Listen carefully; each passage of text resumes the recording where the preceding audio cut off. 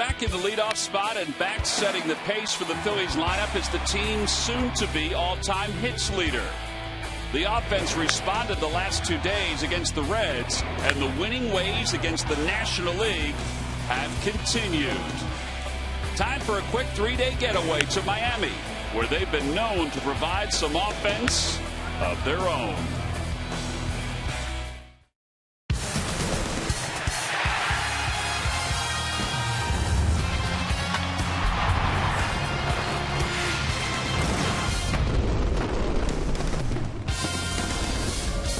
So what's everybody doing for the next 55 days until the All-Star break? Well, the Phillies are going to play 54 ball games during that stretch, and that stretch begins tonight here in South Florida. It's game 1 of a 3-game series against the Miami Marlins. And as play begins tonight, this division is totally up for grabs. The Braves did win yesterday. They've won back-to-back games, so their lead is a game and a half over Washington, 2 over Miami, and 4 over the Mets and the Phillies. Hi, everybody. I'm Tom McCarthy. I'll be joined in just a little bit by Jamie Moyer, but the news is not great for the Phillies. In fact, breaking news as far as injuries are concerned. Cliff Lee stayed back in Philadelphia for an MRI on his ailing elbow. And for more on that, let's go down to the field with Greg Murphy, who's with Ruben Amaro. All right, thank you very much, Tom. Well, Ruben, the news coming out about 50 minutes ago at this point that Cliff Lee was back in Philadelphia. What can you tell us about the situation right now? Yeah, Cliff about 3 weeks ago was a little uncomfortable. He had some discomfort with his elbow. Kind of pitched through it, very, very mild, pitched through it. I guess he pitched probably 3 or 4 more times, and then I guess his last outing, the last couple of innings, he started to feel a little bit more increased discomfort. We decided to hold him back. Dr. Scotty saw him today. We did some diagnostics that had an MRI, and we're waiting on the results. He'll be here in Miami. In fact, he's on his way. Yeah, in fact, he just landed, and he'll be here in Miami. We're not sure whether he's going to be able to pitch on Saturday when he's scheduled to pitch, but we're still waiting for the results. Do you hope to have those results sometime today, tomorrow? I hope we get them sometime today, but we may have to wait till tomorrow to get them. All right, thanks a lot, Ruben. Appreciate your time. Tom, we'll send it back upstairs. All right, Murph, thank you very much. Jamie joins us back up here in the booth, and we'll have more information on Cliff Lee as the series moves on, maybe even later on in tonight's ball game. But speaking of tonight's ball game, Phillies, last time they faced the Marlins, had great success out in Philadelphia. They had a lot of success, and it really started with the offense, and that was really important. But unfortunately, that's where A.J., his injury was created with his sports hernia, or actually with his hernia. And you'll see here where A.J., his second last pitch and his last pitch, really had a lot of discomfort. Since then, has been to the doctor, had things diagnosed, and actually has pitched way better since the diagnosis of this injury. And here you'll see in the first game of the series, Marlon Byrd, 2 big hits to drive in big runs in this series, and really to get some forward momentum created by the Phillies at a time when they were really trying to find themselves early on with their offense. In game 2, you see a big home run here by Jimmy Rollins, walk-off home run, which was, again, creating some momentum, moving forward, and you see the excitement here in the dugout. And here's how this team, it has to be made, and creating this comment as this. And here's Chase's big home run in the 3rd game, which allows the Phillies to create a sweep, and hopefully they can have a great memory of this series and can bring some of that momentum from that series and also the previous series that they just played in Philadelphia down here in Miami. And when they were big against the starters in that ball game, you saw Jose Fernandez give up those runs in game 1, but the starter ERA for the Marlins, 7.16. Yeah, and obviously when you have an opposing starting ERA like that, it gives you a good diagnosis of what potentially happened. But the starting pitchers with the Phillies in that series pitched very well. The bullpen pitched very well. The run disparity wasn't a big disparity, but it was enough of a disparity to allow the Phillies to sweep that series. All right, so it is game 1 of this 3-game series between the Phils and the Miami Marlins. The Phils are hoping to get the same kind of success they had the last time in Philadelphia. They'll face Anthony DeSclafani, a kid from New Jersey, in game 1 tonight against A.J. Burnett. Well, one of the sparks for the Phils all season long has been Jimmy Rollins, who is back in the leadoff spot for the Phils. He's had a pretty good few games in that spot. We'll talk about him when we return. Phillies baseball is brought to you by Citizens Bank, introducing one deposit checking. Keeping things simple is helping you bank better. by Toyota. The Toyota Time Sales event is going on now. Toyota, let's go places. By Xfinity, your home for the most live sports. And by Independence Blue Cross, the most preferred health plan in the region. Independence Blue Cross. Live fearless.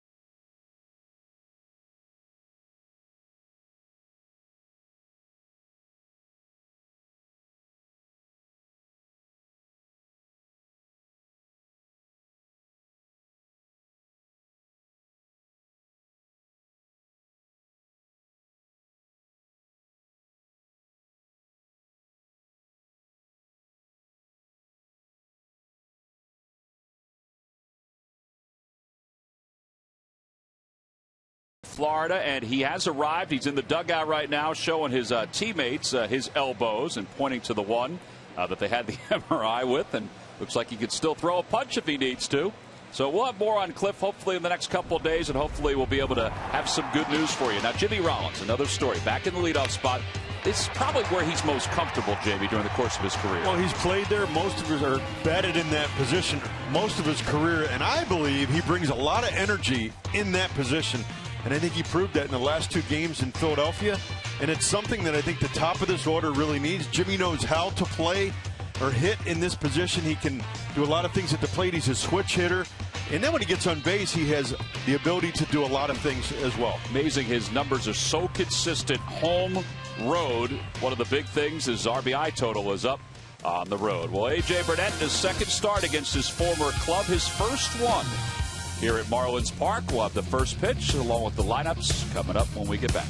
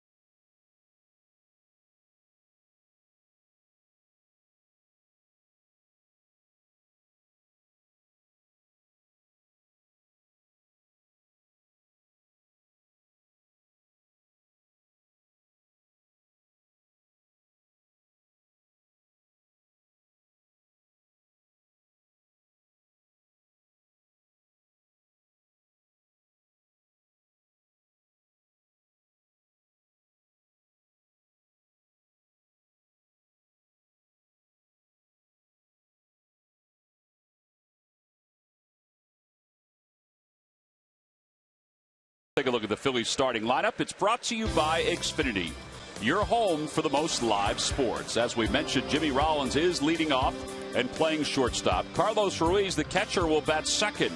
Chase Utley will hit third, followed by Ryan Howard and Marlon Byrd. Cody Ashley's at third base. He'll bat sixth. Dominic Brown seventh. Tony Gwynn will bat eighth and is in center field. And A.J. Burnett will do the pitching He will bat ninth. Ryan Howard, 8-game hitting streak against the Marlins. He also has 37 career home runs against Miami. So they'll face 24-year-old right-hander Anthony DeSclafani out of Colts Neck High School in New Jersey. That's towards Central Jersey. This will be his second major league start. 1-0. He picked up a victory in his first outing against the Dodgers. His first outing here, though, at Marlins Park. I'm sure he's very excited to make that start here at Marlins Park. But I'm sure he's also very excited to pitch against the Phillies tonight. And this is kind of his, I don't know if it's his real hometown team, but it's the team probably closest to Freehold, New Jersey.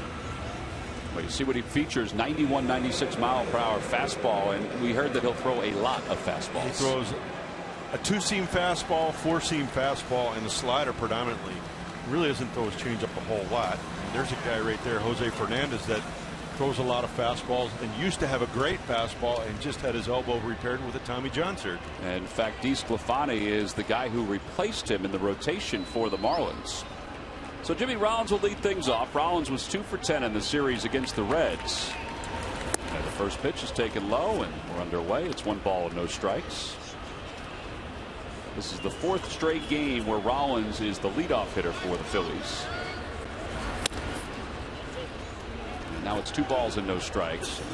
That's part of the game that Ryan Sandberg said he's been impressed with Rollins so far this year, is that he has been much more patient at the plate. I think that's really what's helped Jimmy a lot this year, not being too aggressive, allowing his experience and making him the hitter that he really needs to be, and allowing that to happen and not really trying to force things. And I think that's where Jimmy has value, and again forcing pitchers to throw more pitches. Well, here comes the 5th pitch of this at bat, and he floats it out toward left center field. It's a base hit to left center for Rollins, so he's aboard. And Rollins continues to climb the charts. Ben Revere, who's been out with the stomach virus, is available. Took extra batting practice today and is just not in the lineup because Ryan Sandberg said he wanted to see Tony Gwynn play a little center field again. Jimmy doing what he does so well, works the count, doesn't try to do too much, batting left-handed, you know. Then I don't even say drives the ball to left center field, but hits the ball firmly to left center field. Starts this game off with a base hit. Now puts a little pressure on Anthony. Carlos Ruiz is now the hitter. This has been the other story too about the number 2 spot with Rollins moving to the leadoff spot. Ruiz, even before this past weekend, was having very good at bats as the number 2 hitter sporadically. Well, now he's in there. And his numbers are outstanding, and Will Nieves did a nice job even yesterday as the number 2 hitter, or Sunday I should say. That one's hit out toward right center field. Ozuna got a good break on it, and there's 1 away. All right, it's time now for the Nissan keys to tonight's ball game. Well, my first key tonight for the keys of the game, I think, is the Phillies trying to figure out Anthony DeSclafani's, just figuring out what he's going to do and how he's going to come after the Phillies tonight. And I think if they can do that and get on the board early, I think it's going to be a big plus. The other one is bringing the momentum that they've created in Philadelphia, bringing that on the road. And as you alluded in our pregame, Tom, playing 55 games here up until the All-Star break, they're going to need to create some momentum. This could be a big part of the Phillies season, right, in these next 55 games. A lot of off days at the end of April and also the beginning of May, even with the rainouts, and not too many coming up for the next couple of months. And again, I don't think that the Phillies can really worry about, well, you know, game 52, 54 right now, but they have to worry about game 1. But again, bringing that momentum from at home and feeling good and carrying that with them. And I think that's going to be really, really important to lead them in the right direction. Well, Chase Utley's up for the first time tonight, 3rd in the league in hitting. And he takes a fastball up and in. It's 1 ball and no strikes. Utley was 3 for 11 in the series against the Reds. Troy Tulowitzki continues to lead the National League in batting average. Charlie Blackmon is number 2, and then Chase Utley is 3rd in the NL.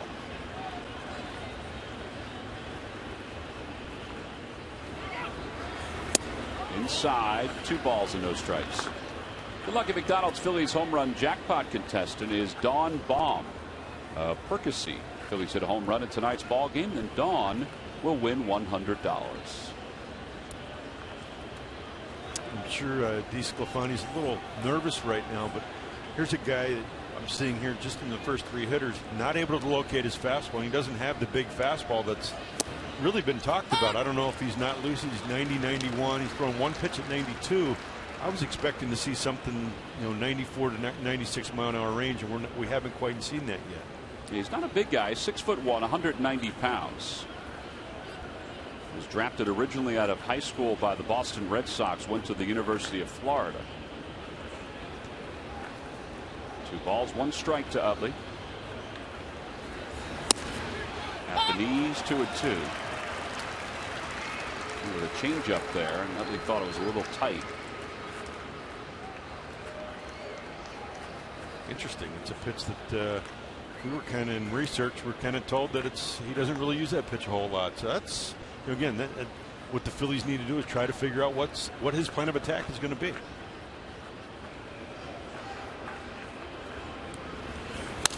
That one's pulled down the right field line. It'll hook foul. But it remains 2 balls and 2 strikes. Nice catch by that gentleman right there. And for me, with pitches like that are in on to Chase that get a decent part of the plate, you got to be really careful. That's kind of a happy zone for Chase. That ball's got movement that say it's cutting in towards Chase or coming back from a ball into the strike zone. I think those are pitches that potentially can have effect for on Chase. But that ball that's straight and it's in there, he can do a lot of damage with that type of pitch. Rollins goes and Utley fouls it back. So we'll do it again. This will be at least a 7-pitch at bat for Utley.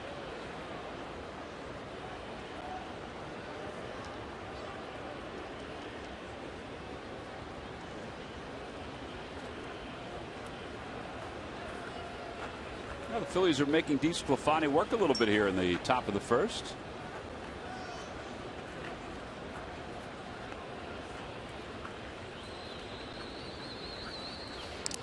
Not a big lead by Rollins, and he's able to get back easily. Tonight's game is also available in Spanish. Just use the SAP button on your television or change the language through the menu on your cable box.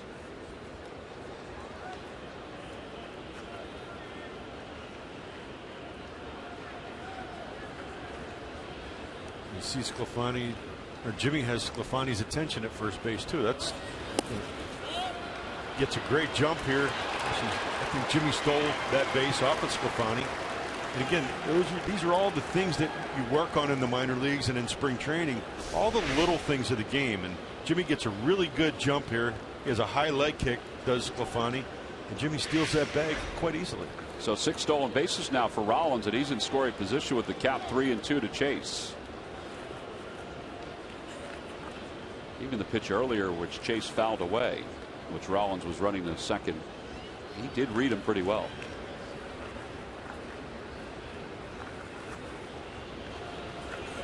Utley takes inside, so 2 on with 1 out. Yeah, that'll bring Ryan Howard to the plate. And back to Jimmy. Again, here's where his value is as a leadoff hitter. Gets a single, forces a couple throws to first base, giving the guys in the dugout, a look to see what he's going to do when he throws to first base. Get some times for him coming to home plate. He gets a great jump, steals second, continues to keep pressure on Sclafani. Chase works a walk, and now you get Ryan to the plate with 2 guys on and 1 out. I think if you talk to Rollins, I think he would admit that he would prefer to bat leadoff, but he did settle into that 2-hole. Howard takes low, 1 ball and no strikes. And again, you're talking about versatility. Right. When you have guys that can be versatile, whether it's in the lineup, you can bump them around like they've done with Carlos here. I think that's a plus for Ryan Sandberg. It really allows him to have the ability to make different types of decisions in different situations. Up high, 2-0 to Howard. Howard was 0 for 9 in the series against the Reds. However, he did walk 4 times, which led to 3 runs. His averages dipped down to 242. And not only does that versatility help you in your lineup, but when you have the versatility on the field with guys that can play multiple positions, it just gives Ryan so many more opportunities. That one's pulled toward right field. That's going to be in for a base hit. It's going to roll toward the warning track. Cut off by Stanton. Rollins will score. Utley stops at third. Howard trying for second. He'll get there. It's an RBI double, and the Phillies take the early lead. A nice swing right there by Ryan Howard to pick up his 23rd RBI. Well, it's a great swing on a 2-0 pitch, which he probably had a really good idea he was going to get a fastball. It was up in the zone. They're looking for the ball down. It's up in the zone. He pulls it to right field and really runs hard. You know, I think out of the box, Ryan was expecting a double. He got the double. Jimmy scores easily, and Chase moves to third. So again, keeping the pressure on Sclafani. And now an infield, I mean, a ground ball should score Utley from third as long as it's toward the middle of the diamond, or even over toward first base. Oh, I gotta believe Marlon Byrd is looking fastball here and looking to do, hit the ball hard somewhere. Marlon with 25 runs batted in so far this season. At the knees, 0-1.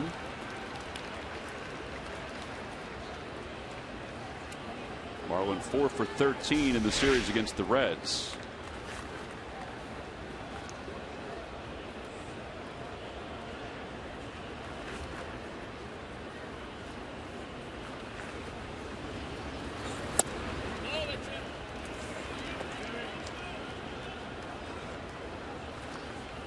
And if I recall, in the previous series in Philadelphia against the Marlins, they threw Marlon a lot of fastballs in at the belt. And there again, you just saw a pitch that was up and in, not way up and in, but it was up and in. They were trying to go up and in.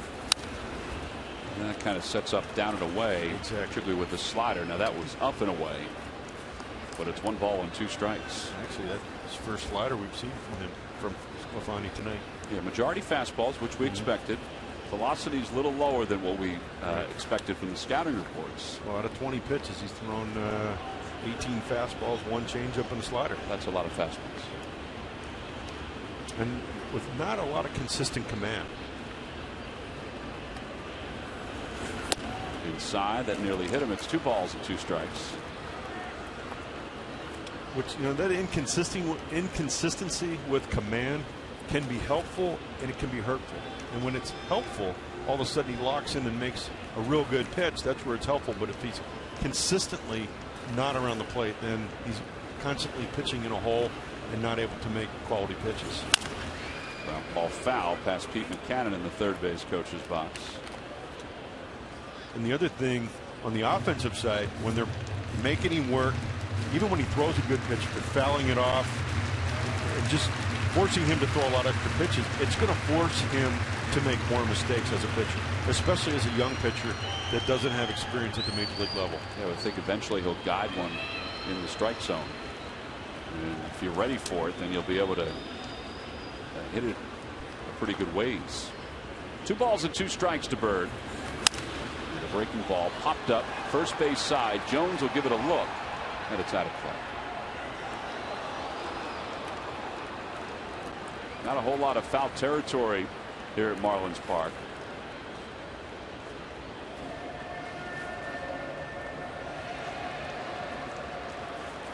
This beautiful facility, which doesn't draw big crowds, which is what they did expect when it opened. But they've got a lot of young talent.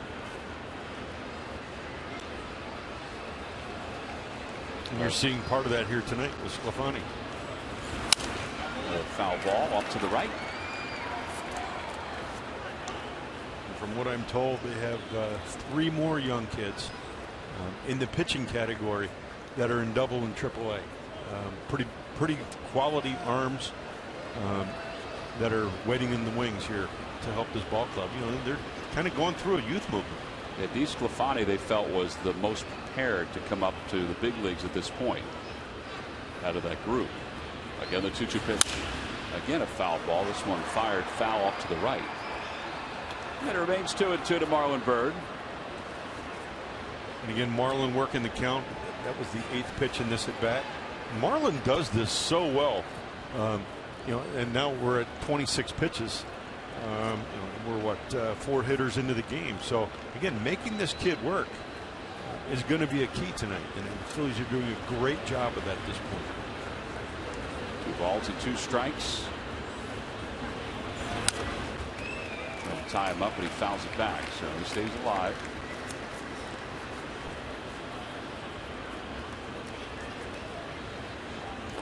This will be the 10th pitch of this at bat. He's fouled off 6.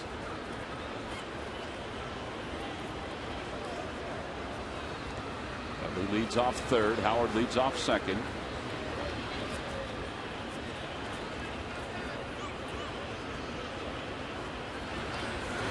And a ground ball towards short. Then he'll get a run home. Echeverria sails the throw to first just in time to get Bird. And it's 2-0 Phillies. An RBI and a ground out. 6-3 on the put out.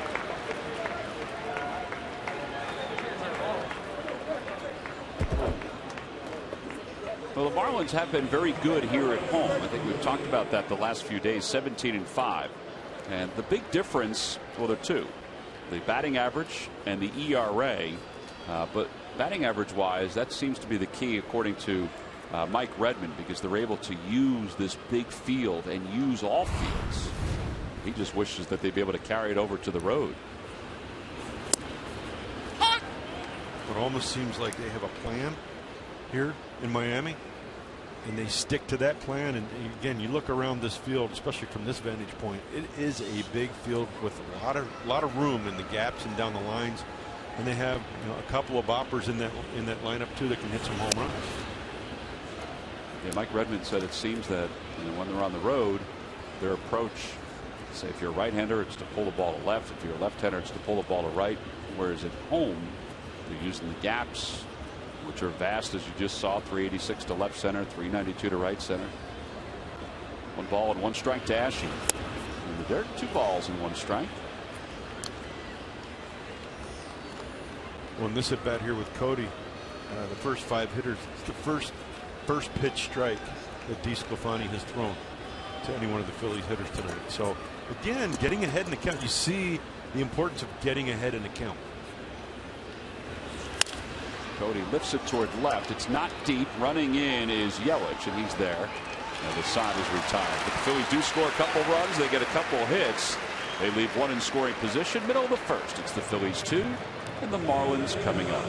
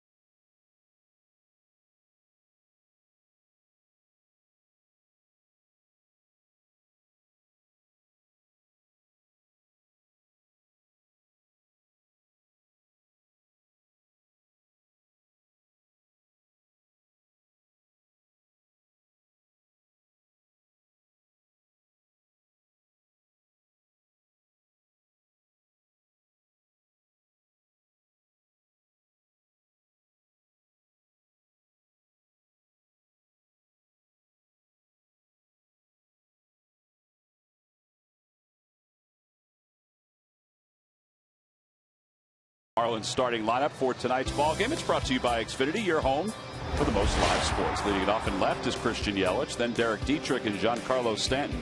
Case McGee's over at 3rd. He'll bat cleanup. Garrett Jones hits 5th. Jared Saltalamacchia, the catcher, bats 6th. And the bottom 3 of Ozuna, Echeverria, and DeSclafani. And they will face Phillies right-hander A.J. Burnett, who's coming off a rough outing. Probably his roughest since being diagnosed with the hernia. This is his 10th start. He's 2-3 with an earned run average of 3.13. He has, as you're right, Tommy, he has come off of a rough start, but he's actually thrown the ball pretty well since the diagnosis of his hernia. And I'm sure AJ, now with a 2-run lead, he'd just go out and try to settle in and just make his pitches. Again, using his fastball, he's going to get above average fastball, one that sinks, and a four-seam fastball. He's got two curveballs, both of which are a knuckle curve. He's got a little cutter, a little slider, and a changeup.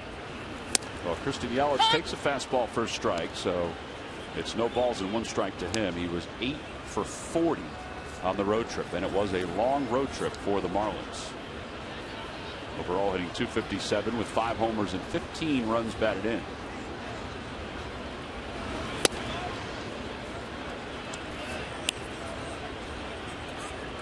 Yelich has been the leadoff hitter for the Marlins the entire season.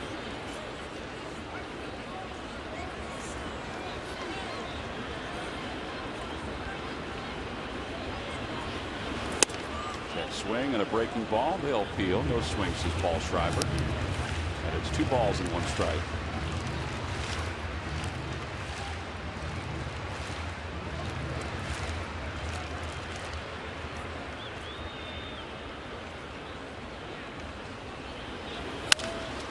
Liner to left. Dominic Brown makes the catch. Man, that ball got on him fast.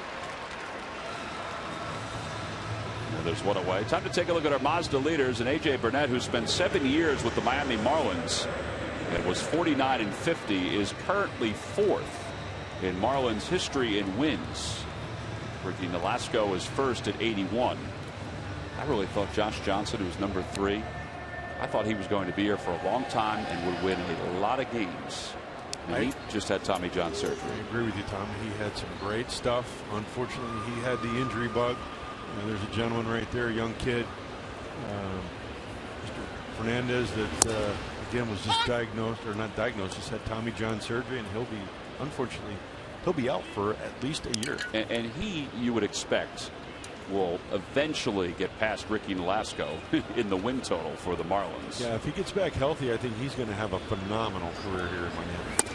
Derek Dietrich takes inside. It's 1 ball and 1 strike. Of course, we talked at the top of the hour. Jim Salisbury from CSNPhilly.com let everybody know about an hour before the start of the ballgame that Cliff Lee had an MRI back at Philadelphia. He's back here in Miami. The results have not been definitively announced. Cliff has a bad elbow at this point. We'll find out more the next day or so. Hopefully it's not severe, but when you start to fool around with elbows, it can get a little tricky. So I think the Phillies are doing the right thing and giving it some time and getting some tests done and taking care of it, hopefully. That ball hits Dietrich. And he's aboard with 1 out and buried 1 ball and 2 strikes. So a base runner for the Marlins here in the bottom of the first, and Giancarlo Stanton will come to the plate.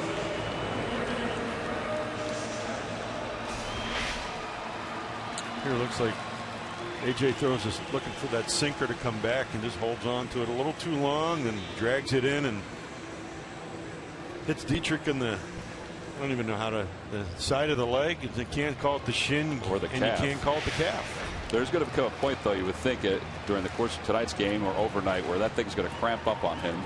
Yeah, not a good place to get hit. There's not a lot of fat down there. Well, here's Stanton. He's hitting .318 overall, but he's hitting over .400 here in the month of May. Phillies up 2-0. First pitch is over the inside part of the plate, 0-1. And again, you come into a series like this, the Marlins haven't played overly well. Phillies are coming off of a pretty nice series. And you're hopefully picking up that this guy is not going to beat you.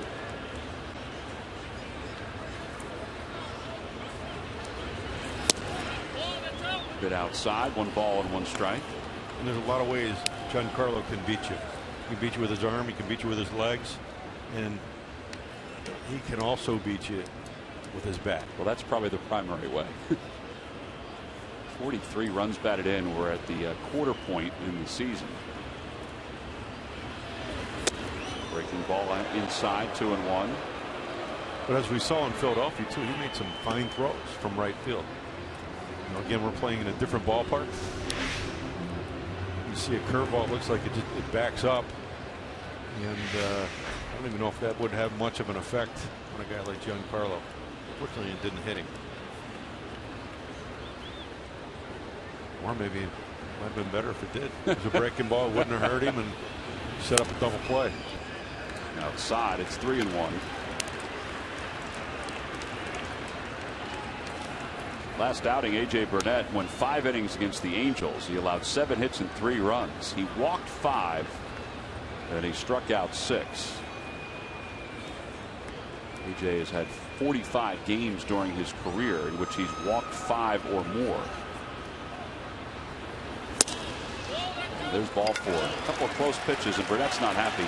He glared in at Will Little earlier in the at-bat on a pitch toward the outside part of the plate, and that time he puts his hand on his hip. And now he takes a walk behind the mound. I have to admit, the pitch earlier in the at-bat looked like it was a strike. Now this one. Yeah, 2 pitches that look very, very close. Now again, we have a little bit of a distorted angle with our cameras and kind of just a little off center on the left field side, but very close. And obviously those are pitches that AJ wants, but also he's trying to pitch smart with Giancarlo at the plate. Casey McGee hits one back toward the middle, a base hit into center. Rounding third, heading for home is Yelich. He's going to score. The throw goes behind Stanton, who gets back to second, so it's a 2-1 ball game. And the Phillies have given a run back here in the bottom of the first. Well, Casey McGee's been a nice addition to the Marlins. He's only hit 1 home run, but he now has 29 runs batted in. Smart hitting there on Casey's behalf. He's looking for a fastball, obviously. Actually, I think it's a breaking ball right there. And, you know, again, just uses the big part of the field, hits it back through the middle. As you said, Tom, he's doing a great job driving runs in, really not hitting for power, but keeping the line moving and driving runs in.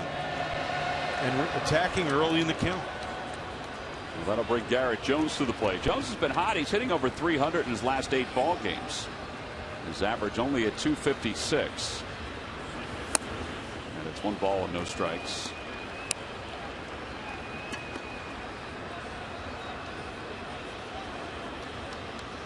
Marlins picked up Jones this past offseason as a free agent from the Pittsburgh Pirates.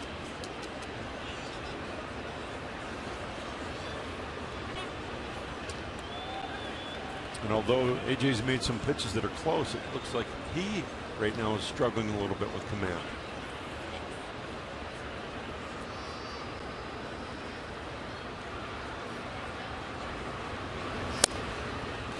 He gets the 2-seamer there. It's 1-1. I don't know, you know better than I do, but the glare before Will Little and the hand on the hip, maybe it helps as he goes deeper into this ball game. Well, depending on the kind do of. we want to be here for 4 hours, or do we want to be here for 3 hours and 20 minutes?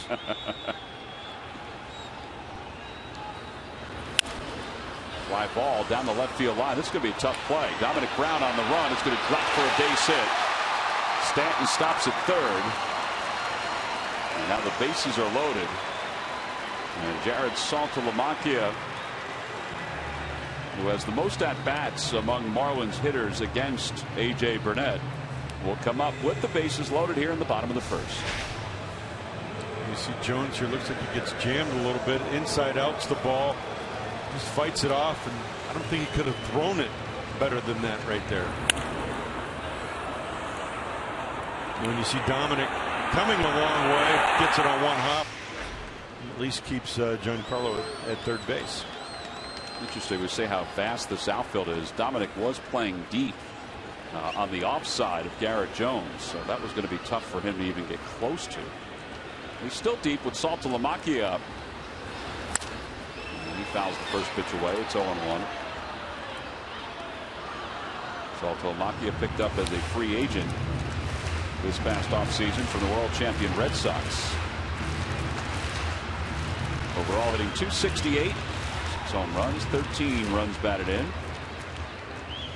I don't know about Dominic. He might be a little too deep. What do you think? I think he is with the left-handed hitter up at the plate. That's in there for a strike. It's 0-2. See where Dominic is. Well, hopefully we don't have to worry about it. Hopefully we get a ground ball right here. 6-4-3. He's not as deep as Bird, but you expect Bird to be back on the pull side.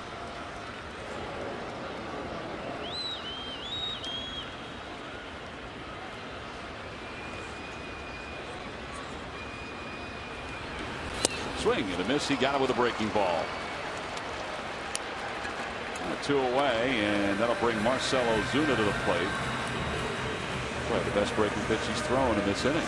Yeah, it was a good curveball. Might have been a little bit up, but the speed fooled Garrett Jones, and AJ won out on that one, which was pretty nice. Now you get a lot of ways to get that third out, and you don't have the pressure of, you can still potentially run into a big inning, but you pop up ground ball, you got to force at any base. Ozuna takes wide. It's 1-0. Ozuna was 5 for 28 on the most recent road trip for the Marlins. His average of 253. Strikes out a fair amount, but he's got a few home runs. I think he's got surprising power for me. I remember in the last series in Philadelphia, really hit some balls hard and put up some really good, consistent at-bats. Well, whereas Saltalamacchia is 0 for 4 this year now with the bases loaded after that strikeout, Ozuna has had more success with the bases loaded. He's hitting close to 600 this year. I also remember in Philadelphia that pitch that AJ just threw that sinker down and in, he had a lot of trouble with. Actually, if I recall, he hit 3 or 4 balls in that series off of his shin. That's why you see him have that shin guard over his shin and his foot. I recall one of them, there was quite a delay after he hit one of those off his foot. Unfortunately, I've never had to deal with that, but I know it's quite painful.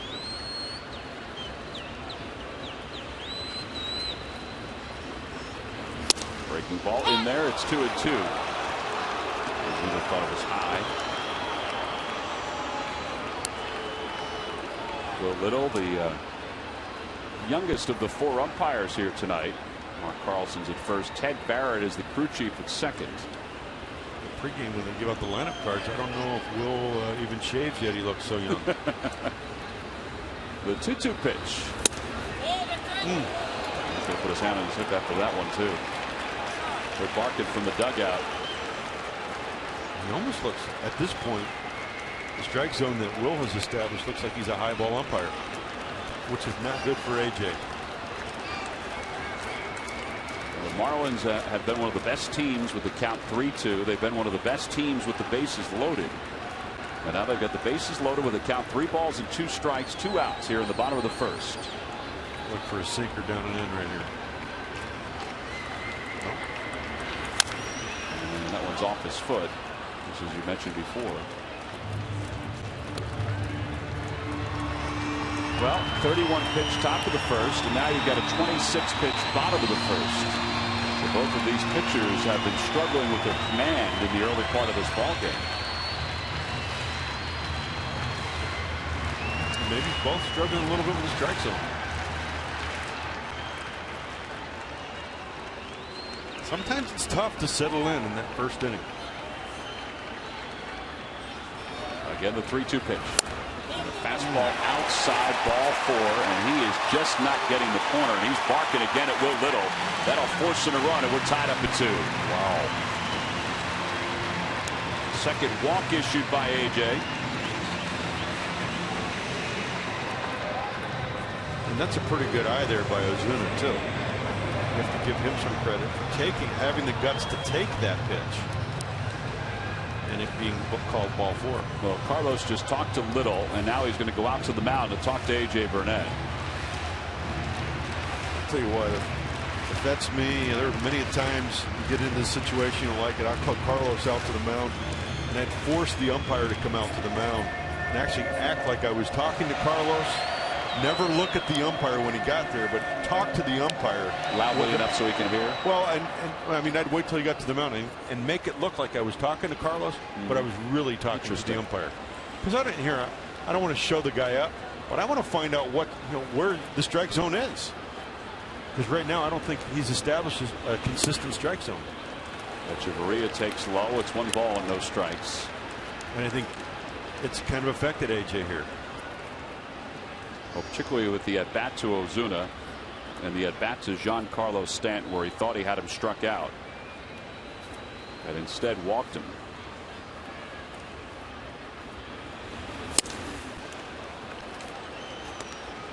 And you can see the value of having patience. You can do a lot of things positively as an offense if you have, some consistent good at bats where you're not forcing yourself to swing at bad pitches or questionable pitches.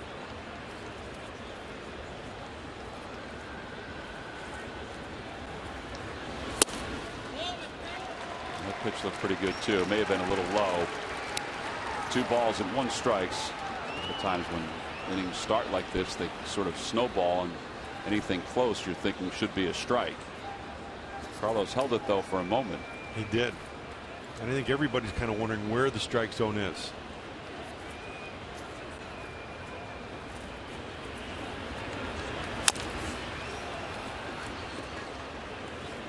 It'll be interesting to watch AJ walk off the field regardless of the outcome of this inning. There's going to be a conversation to see what happens. Yes.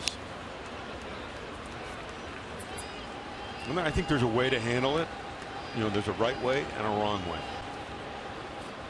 See what happens.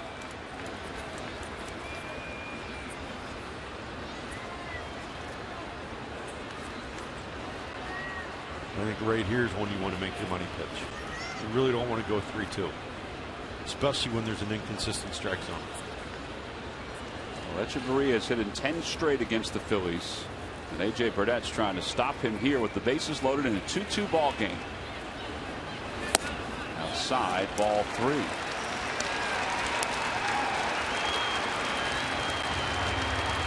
Well, here's a pitcher you're thinking, all right, if I make a borderline pitch, I hate to think this way, I'm probably not going to get the call. Well, I think I would tend to agree with you at this point. I've got to make a pitch with a breaking ball that may be in the zone and out of the zone to get him to chase.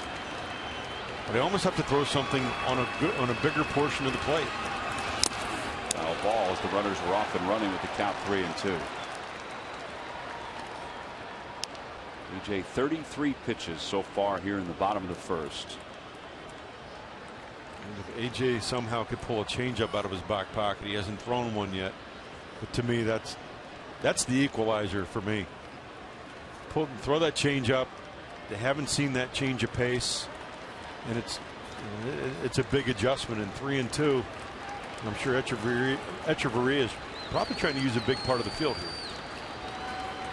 Again, the runners will be off. The 3-2 pitch. Swing and a foul. He just barely got a piece of it. Chase ball 4, I believe. He may have.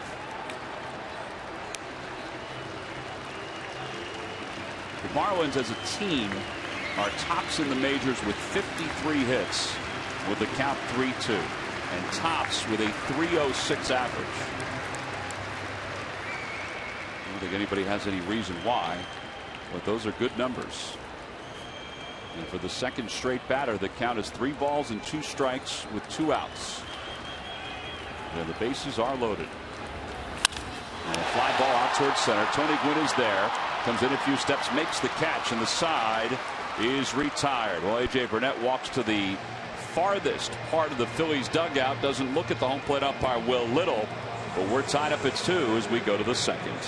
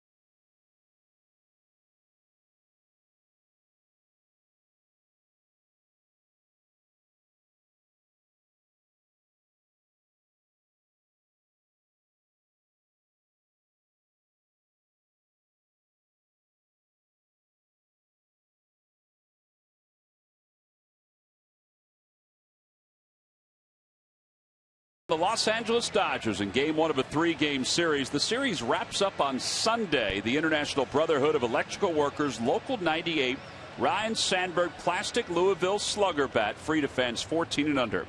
You can purchase tickets anytime by going to Phillies.com. Well, pretty eventful first inning. Both pitchers were above 30 pitches. A.J. Burnett walked a couple after the Phillies took a 2-0 lead. The Marlins came back to tie it. So now we'll see what Anthony DeSclafani does with the Phils in the top of the second as Dominic Brown leads it off.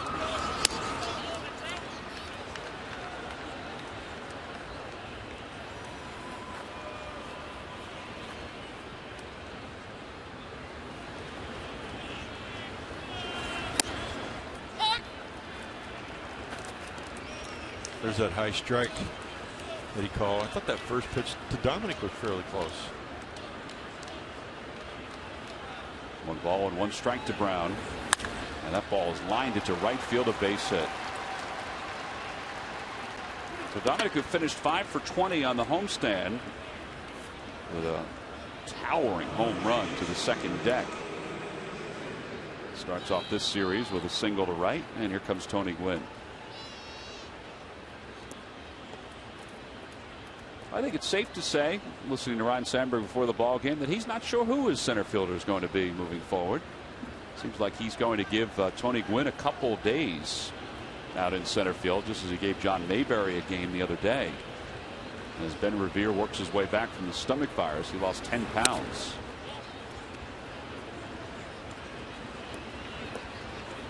It doesn't look like he can afford to lose that 10 pounds. Some of us could. He cannot. There. Tony hitting 190, no homers, 2 RBIs.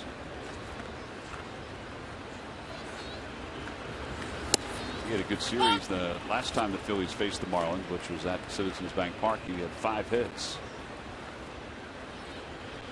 And as you said, Tom, it looks like Ryne doesn't have a set center fielder, and that's, for the players at least, they're going to get opportunities, and somebody needs to step forward and take hold of those reins and want to be that guy. Part of what he said today, he said, this is an opportunity. Now, he didn't exclude Ben Revere out of that opportunity. No, everybody's in the mix, but who wants the job? 1 ball and 2 strikes to Gwynn. Are you happy just being in the major leagues and being on a team, or do I want that job? Is that job mine to win? 1 ball and 2 strikes to Gwynn. And back to first goes Dominic Brown. So Murph, we'll see in the next day or so who's going to be out in center field, whether it's a Revere, whether it's Gwynn, whether it's John Mayberry. Yeah, Tom, it's not out of the ordinary for Ryne Sandberg to mix up his lineup. He is a guy that we have learned that will use all 25 guys on his roster. But that said, I was talking to him about the center field situation. That one maybe 2 or the first, safe at first. Tony Gwynn beats that one out. I asked him, specifically about Tony Gwynn, and he said, look, I really just am looking for someone to make the decision easy on me. And someone go out there and have a couple of games where you can't help but write his name in the lineup. And that would be true with all positions, obviously. But right now in center field, that is the question mark. So he's going to give Tony Gwynn an opportunity to do that. He's given Ben Revere an opportunity to do that, and John Mayberry as well. And the bottom line is, if someone can go out there and kind of seize that job, it's going to be their job to lose at that point. Yeah, and Ben did say that he is feeling better, that he did lose 10 pounds, and they said today he felt good taking the extra batting practice before the ball game. A.J. Burnett shows bunt, takes a strike, and it's 0-1. Murph, that was a good call first base, by the way, too. I like that call. I don't know where you are, but that was a heck of a call from wherever you are. Basically behind the American flag out in left center field. I don't know how you even saw it. Well, that guy in the black put his arms out, so I knew he was safe. That was my clue. Oh, I thought you made it before he made that call. That ball's butted foul up the first base line, so now it's 0-2 to Burnett. I wish my vision was that good. How's everything going out there, Murph? Is there a lot of activity? Not a whole lot. Kind of quiet out here.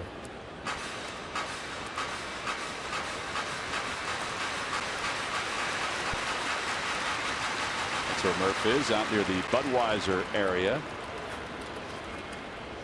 It's not the Budweiser rooftop as it is at Citizens Bank Park. AJ squares again, and Gwynn draws the throw. Hey Murph, Giancarlo Stanton hit a ball somewhere out there this year. Yeah, he did. Well over my head. In fact, I think, if I'm not mistaken, it went over where I'm standing and up against the glass windows on a bounce. Yep, closer to the R in Budweiser, but yep, that's the general area. It was a monster shot. Ball is butted foul, and Burnett is struck out. So that's the first strikeout. 2 away. Top of the order for Jimmy Rollins. All right, Murph, so we've talked about this schedule the Phillies are embarking on. Every team goes through this from time to time, but with the rainouts the Phillies had earlier this year, there's a couple of additional games added to that schedule. Yeah, it's really interesting, Tom. The schedule is a little scurried to begin with, I think, for the Phils, but they had 6 off days scheduled in the first 7 weeks of the season. Then you add in 3 rainout dates as well, so 9 off days that the Phils had early in the season. So this is what it looks like going forward. 41 games in 41 days they'll play, and 54 in 55 days. And I asked Ryan Sandberg about that, and he said, you know what? He's looking forward to it. He said that's exactly what they want. I mean, let's be honest. They're 1-6 after a day off this year so far. So they haven't been able to carry any kind of momentum coming out of a day off. So he's hoping that changes tonight, and that they can start to get in some kind of rhythm now that they've got a bunch of games going on together. I think that bottom note too. All those games, there's 28 against the National League East. Yeah. And that's a big deal. 0-2 to Rollins with the runner at first. 2 men down here in the top of the second. Phillies 2, Marlins 2. Runner goes. Pitch is taken inside. No throw by Saltalamacchia. And Gwynn has his first stolen base of the season.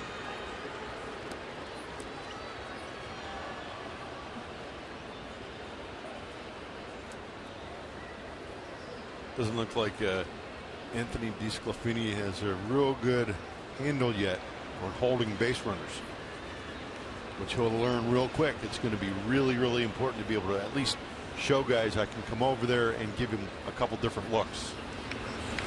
Rollins chops it to the right side. Easy play for Dietrich. Phillies go down quietly in their half of the second. So no runs, 1 hit. 1 man left in scoring position. On to the bottom of the second in the 2-2 game.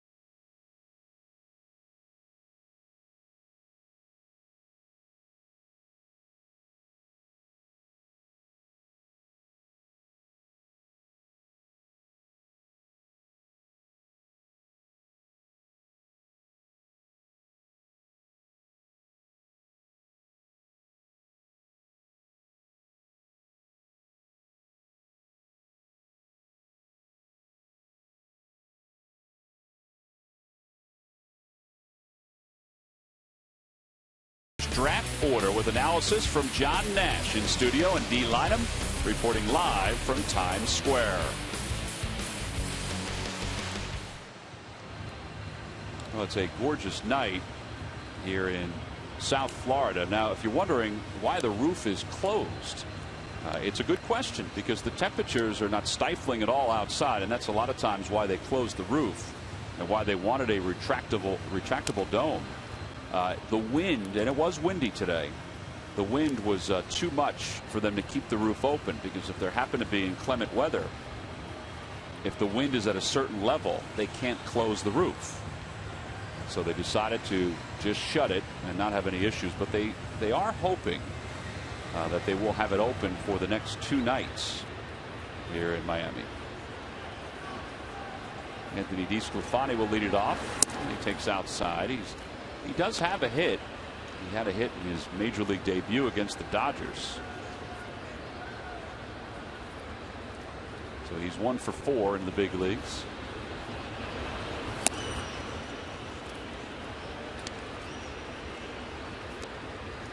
Well, and AJ not helping his cause here. He just doesn't look real sharp tonight. First 2 pitches are down and away out of the zone. Wow.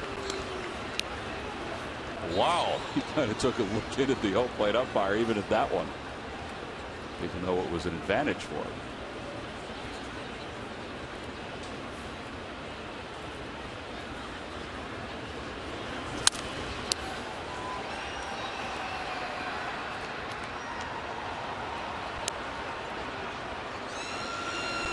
On some nights it's just a battle to find a pitch that you can get back into account with from the pitching standpoint, and you're fighting it, and you know it as a pitcher, and you're constantly fighting it, and it gets worse and worse and worse. Well, there's a called strike 3, so that one there was no question about it. It was right down the middle. There was a sinker that had a lot of good life to it. Came back onto the plate.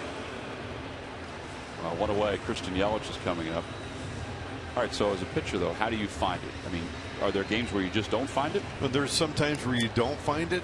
You can, maybe go back. There's something mechanically. You can go between innings and look at video, talk to your pitching coach. And the other part of it, too, is between innings. I think you can think, when you go back out to the mound, that, to me, is a time that you can work on it as well. And I also would think that hitters know when you're kind of fighting yourself. They sense it, they feel it, and they know too when behind in the count continuously. They're like sharks. They're swarming to that bat rack. They're getting in the batting circle. They want to hit. Well, but they'll also be a little more patient if they know that you're fighting yourself. Exactly. But if you're allowing them to get in hitters counts constantly, they'll have that ability to sit back and wait, because they know that you can't make it. You're showing that you're not able to get ahead in the count. All right. Well, we just saw that last pitch to Christian Yelich. That was just a tad inside. That's the pitch that AJ hasn't been able to get against lefties and against right-handers. He hasn't had command on the first base side of home plate tonight. Right. The command that he normally has. Put it that way. Well, now he's behind 3 balls and 1 strike to Yelich, who lined out to left his first time up.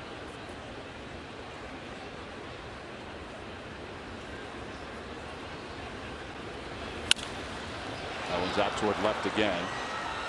A little easier play for Dominic Brown. 1 away, or 2 away, excuse me. And that'll bring Derek Dietrich to the plate.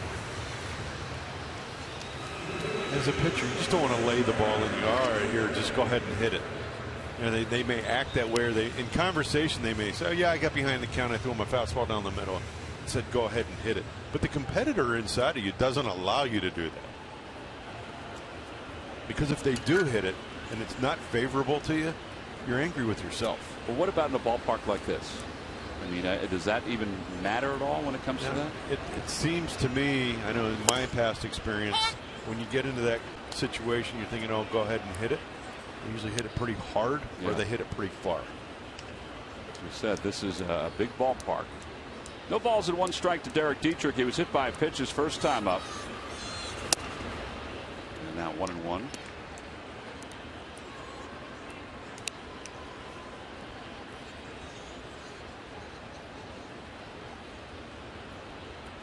If you recall back in AJ's first start of the season in Texas, he struggled with command like this with the Texas Rangers, and really actually threw a lot of pitches early in the game that forced him to not allow himself to get deep enough into the game. There you saw a high slider that was a called strike. And this, to me, the zone's all over the place tonight. For both, though, for the umpire and AJ. Inside, and it's 2 balls and 2 strikes.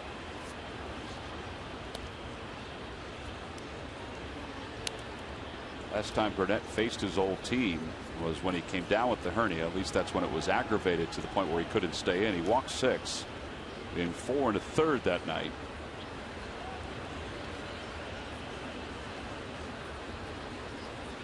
And the 2-2 pitch. The other thing for me as a pitcher, I hated pitching the day after an off day. I always made sure I got a workout. If we were traveling, I'd go to the ballpark early, or I'd go somewhere where I could work out, at least throw, get a workout in. Popped him up left side. Jimmy Rollins will take charge of this one on the infield grass. The other side is retired. So a 1-2-3 inning for Burnett. A little easier than the first. We'll go to the third. Carlos Ruiz will lead it off.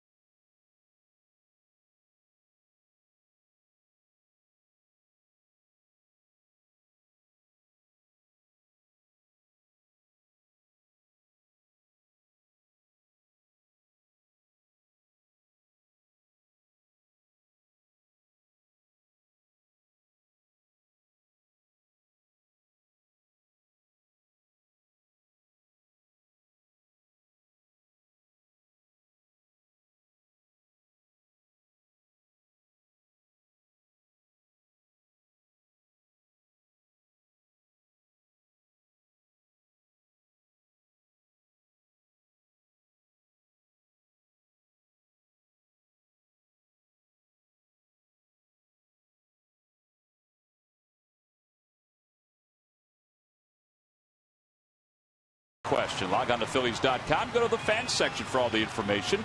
Please submit your answer on the subject line. The question is, what Philly finished the 1989 season at third base after Mike Schmidt retired? You have an idea who that one is? I do. Well, I was off for, what, a week? So you did some I'd research? go home and brush up, my trivia. That's all I do at home. Well, yeah, I'm sure that's all you do. I worked a little bit in my garden, too. The answer will be revealed a little later on. We go to the third. It's Carlos Ruiz, Chase Utley, Ryan Howard to face right-hander Anthony DeSclafani. Just so you know, Matt was pretty good with the trivia questions while you were gone. He's stellar, isn't he? Even Schmitty was good on Sunday. Really? Yeah. Schmitty originally wrote down Larry Boa as the answer, as Ruiz floats that one over to third on one hop. Casey McGee throws him out. And then rightfully wrote down Bull as the correct answer for the 11 hits in the 3 years of NLCS games Phillies played in the late 70s.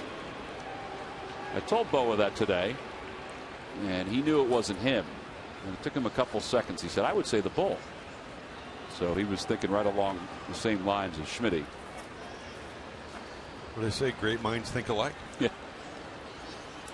Larry Boa, when I was talking to him today, went through half a bag of seeds faster than I've ever seen anybody go through half a bag of seeds.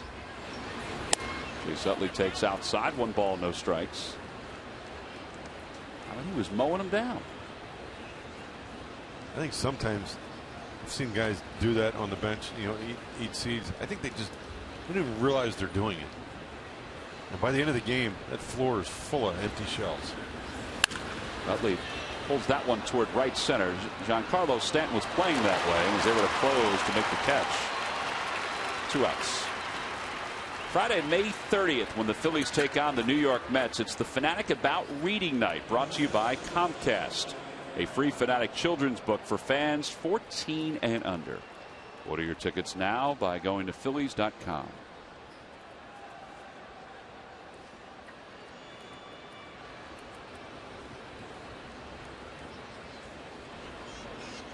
2 outs, and Ryan Howard, who doubled homer run his first time up, will be the batter.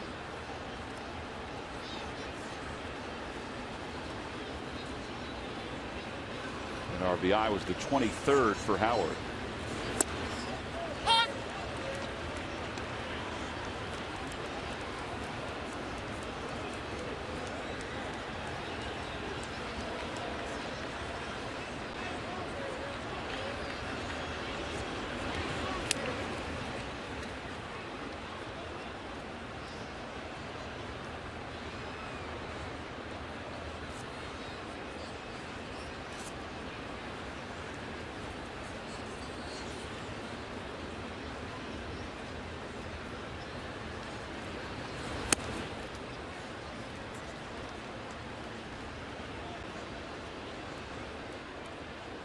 Howard's gone 31 at bats between home runs, but he still has driven in 23 on the season. He's one of 4 Phillies players to have 20 RBIs or more. Outside corner, and it's 2-2. On the Toyota Major League scoreboard, the Reds lead the Nationals 2-1. That game's in the top of the 5th. Last night's ball game went 15 innings before the Reds, on a Todd Frazier home run, pulled out the victory. Howard lines it out toward right. It's not that deep. Stanton coming in, slides, and he makes the catch. On the side, he's retired. Phillies go down in order for the first time tonight. We've played 2.5 here in South Florida. It's the Marlins 2 and the Phillies 2.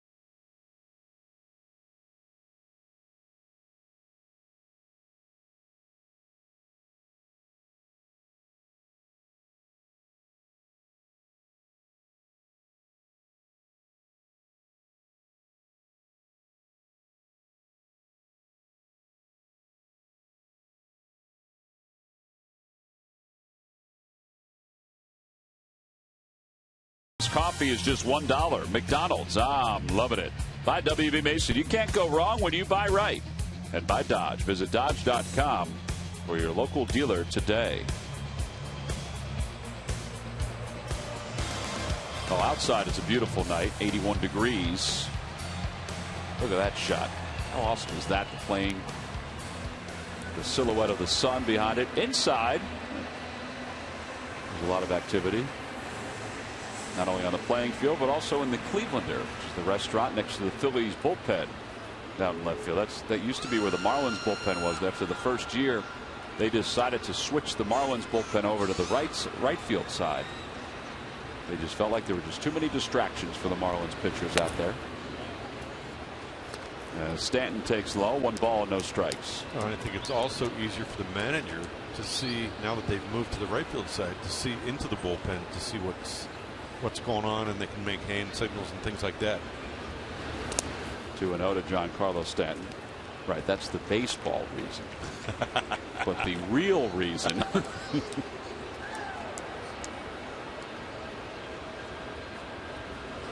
and sometimes fans can be distracting, and so why not put the opponent there to be distracted? Exactly what their thought was. 2-1. You remember the Phillies bullpen used to be, at least the first weekend that Citizens Bank Park opened, was in the upper level. And then they moved it to the lower level.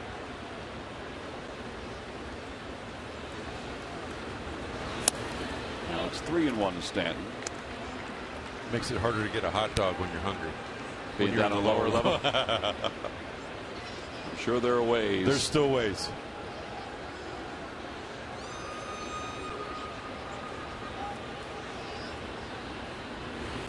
Stanton takes high, so he walks for the second time. Well, this is the catch by Giancarlo Stanton that ended the top of the third. I don't know if he didn't see it right away or not, or the ball just died as it was coming out to him. He's looked a couple times tonight like he hasn't gotten a real good jump with the ball off the bat. And I got to believe these lights can be tough. The angle of the lights to where in relation to how that ball's coming off the bat to the right field. I think Dominic in his first attempt where he caught the ball struggled a little bit with the lights too. Casey McGee takes outside and low. It's 1-0.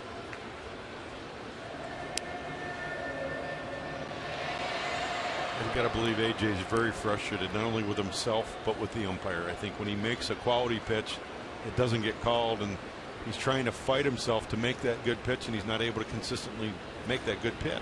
Well, that one's outside. 2-0.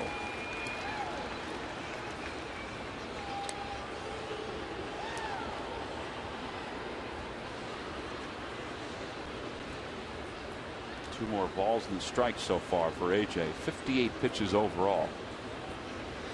He's had 5 3-ball counts and 3 3-2 counts. Checked his swing, didn't matter. Called a strike, and it's 2-1. Actually, he had 5 3-ball counts coming into the inning, and he had one right there. Oh, that's right. So now he's got 6. That's right.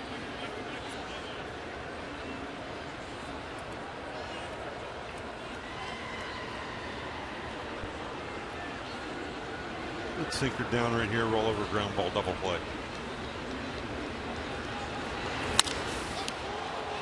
Fly ball to right, they'll take that. They'll get an out as Marlon Byrd settles under to make the catch.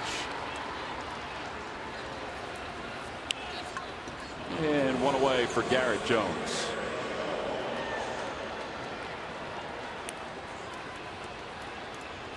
Jones looped a single down the left field line his first time up.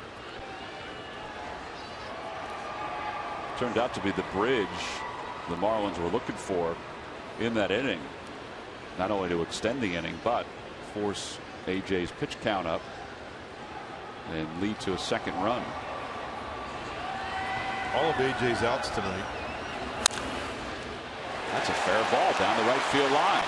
Stanton's on his way to third. Marlon Byrd able to barehand it. Boy, that was a heck of a play. Butler sending him. Here's the throw to the plate by Utley on one hop. He is safe at home plate.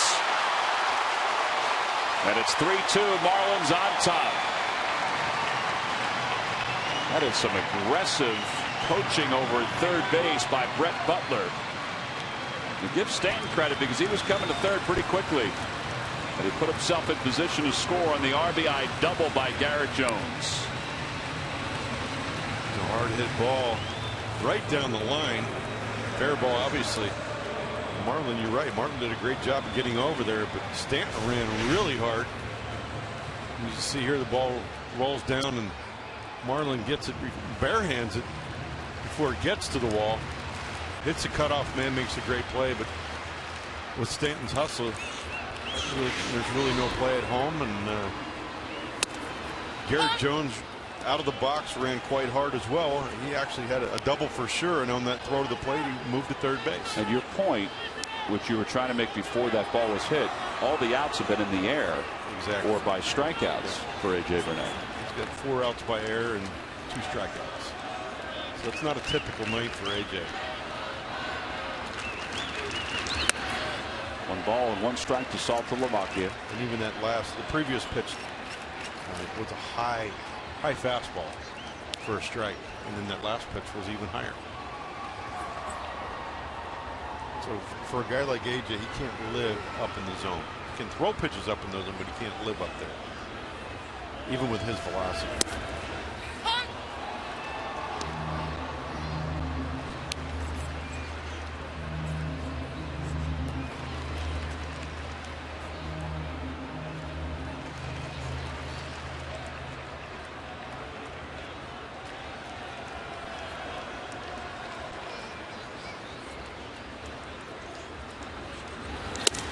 way upstairs. 2-2. I think sometimes too, when you get into these types of situations, you get frustrated and you tend to try to add in velocity instead of maybe taking off and taking some aggression out of it and allowing yourself to finish down. You're fighting yourself and you end up throwing the ball up. Swing and a miss. He got it with a breaking pitch. Second time tonight he's been able to get Saltalamacchia with a breaking ball. And that's his third strikeout.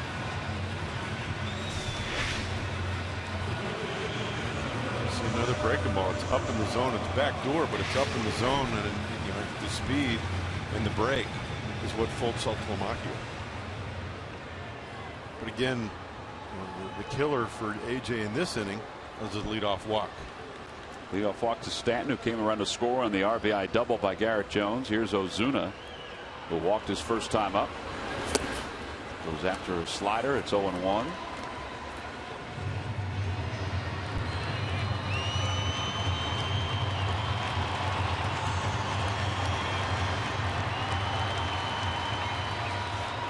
Used a lot of lead so far today. I'm on my second pencil.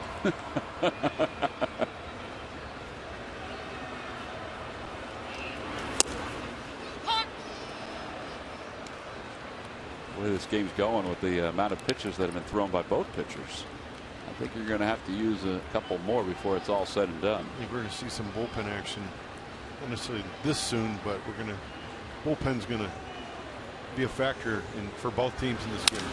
Off the end of the bat, a flare out towards center. It's going to hang up there for Gwynn. Side is retired. However, the Marlins take the lead on an RBI double by Garrett Jones. They leave one over a third. We'll go to the fourth.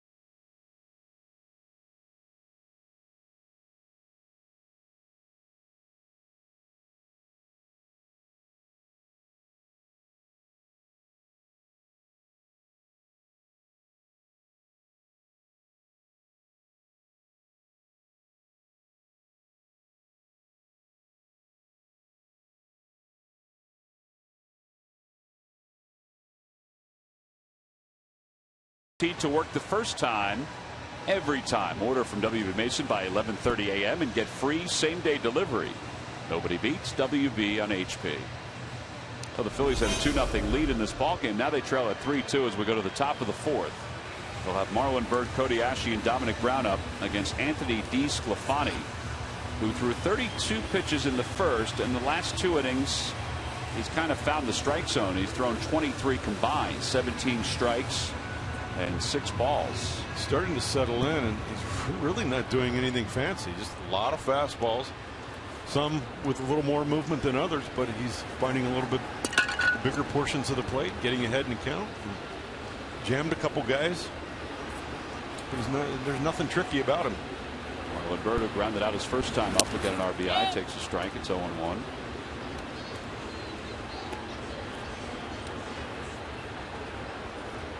DeSclafani was the Marlins pitcher of the year last year. He was 9-6 with an ERA of 2.65 between single A and double A.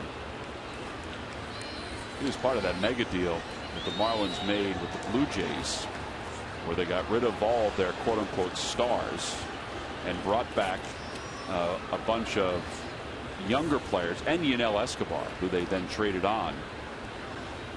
A 12-player deal, I think, if I'm not mistaken. Ooh.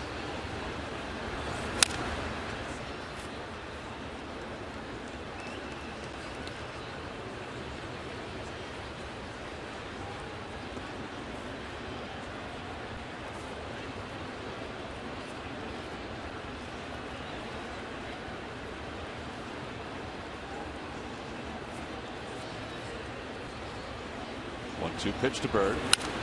Calls it off to the right. And it remains 1-2.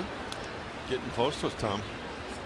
Get any balls up here? Yeah. No, I don't.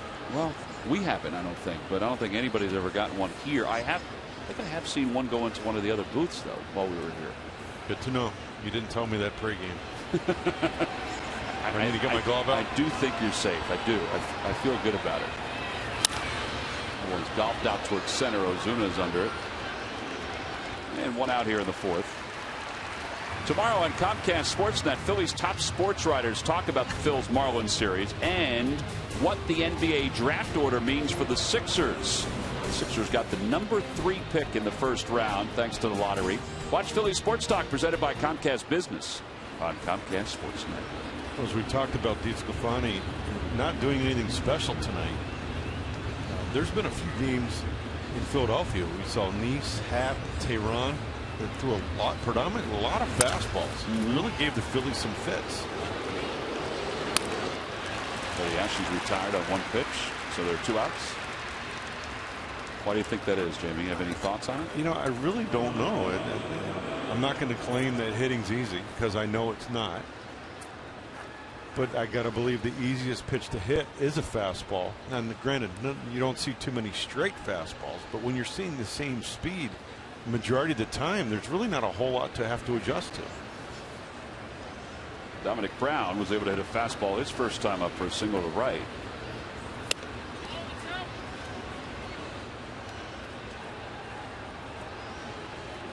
And I can't speak from experience because I didn't have the ability to just throw a fastball and be successful as a pitcher. That one is out toward right center. Again, Stanton's on the run. He makes the catch, battling the lights.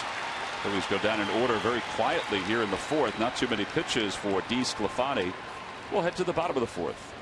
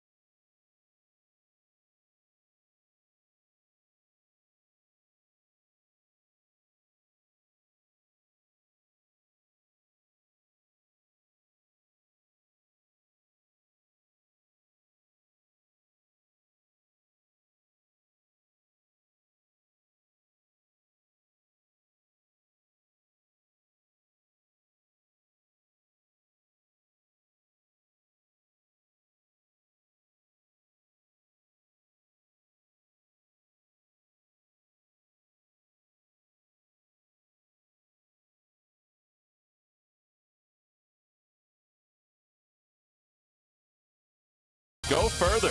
By Thomas Jefferson University Hospitals. Call 1-800-JEFF now for an appointment. Head by Toyota. The Toyota Times sales event is going on now. Toyota, let's go places. Bottom of the fourth here at Marlins Park. It's a 3-2 Marlins lead. A.J. Burnett will go back to work. And it has been work tonight. Not that pitching on when a pitcher's in a groove is not easy work, but this has really been some heavy lifting for AJ. It has. AJ just hasn't had real good command of the zone, which tells me, one, he's struggling mechanically. When he has made good pitches, they've been called balls. So he really hasn't been able to get into a good tempo. And in the first inning, he had to throw a lot of pitches behind in the count. As we said, through the first 2 innings, he had 5 3-ball counts. And he just had to work. Getting off to a slow start after an off day, not fun. 1 ball, no strikes to Echeverria. And now it's 2-0. Now, I think most people out there would think off day, that's a good thing. I'll tell you, I hated off days because you're in such a routine, and that off day ruins your routine. I remember Marlon Byrd talking about routines in spring training. Tony Gwynn out in center runs this down, and there's 1 out. And Marlon was the reason saying that he was talking about he couldn't wait to get into the season to start playing night games because it was something consistent in his schedule. And I think, again, it can have an effect, but it's something that you have to learn to adjust to. I think Ryan Sandberg told Murph that even today. Phillies are 1-6 in games after an off day. DeSclafani's the batter. Takes a pitch outside. 1 ball, no strikes.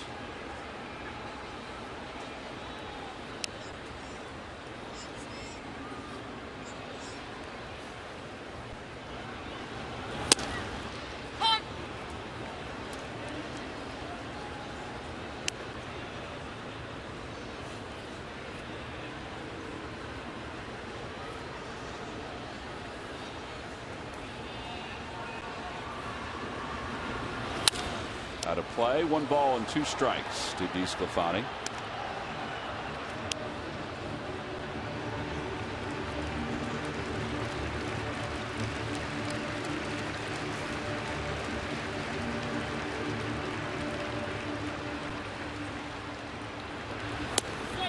And a called strike 3. A breaking ball on the inside part of the plate. 4 strikeouts for A.J. Burnett.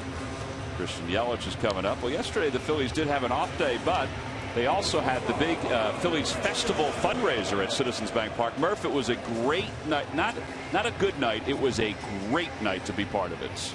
No doubt about it, Tom. It always is. It was the 30th annual Phillies Festival for ALS, Lou Gehrig's disease, in hopes of raising money to eradicate that absolutely terrible disease. And as you said, what a wonderful night. 7,000 fans plus came out to Citizens Bank Park on that off day for a chance to meet some players and get some photos taken or some autographs, and also to help raise money for a great cause. And did they ever? How about a record amount? $904,000 raised last night, and they've raised over $15.2 million in the 30 years that the Phils have been doing this. So as you pointed out, it was a terrific night, and really a special time for us to get a chance to be a part of it as well. A lot of fun. Yeah, remarkable.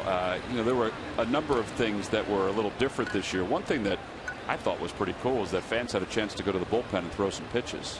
For a donation of $10, they threw 5 pitches, and the line started to grow as the night was moving on. As Yelich takes a strike, it's 3-1. That is pretty cool, and it's a place where fans normally don't get to be. Correct.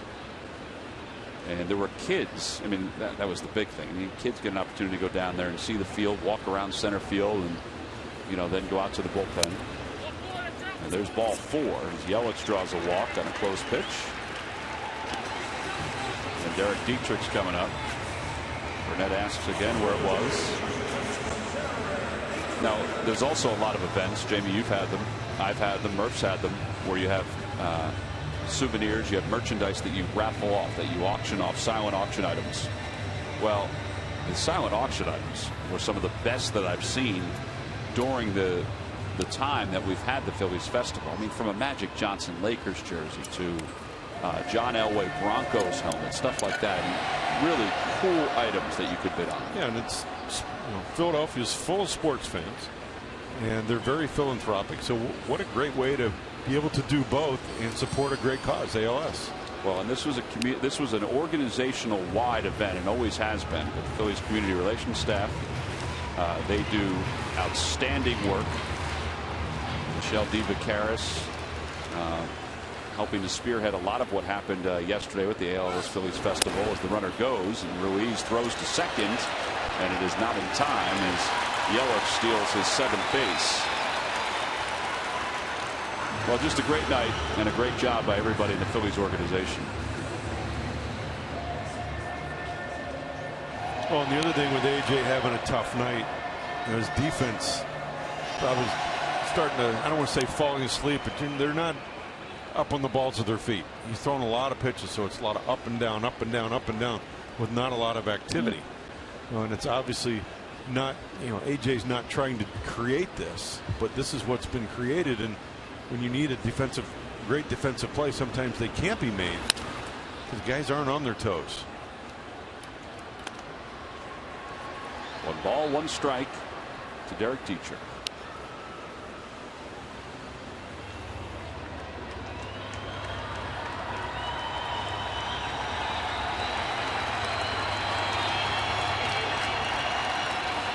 Marlins have left 4 so far tonight. They're 2 for 6 with runners in scoring position.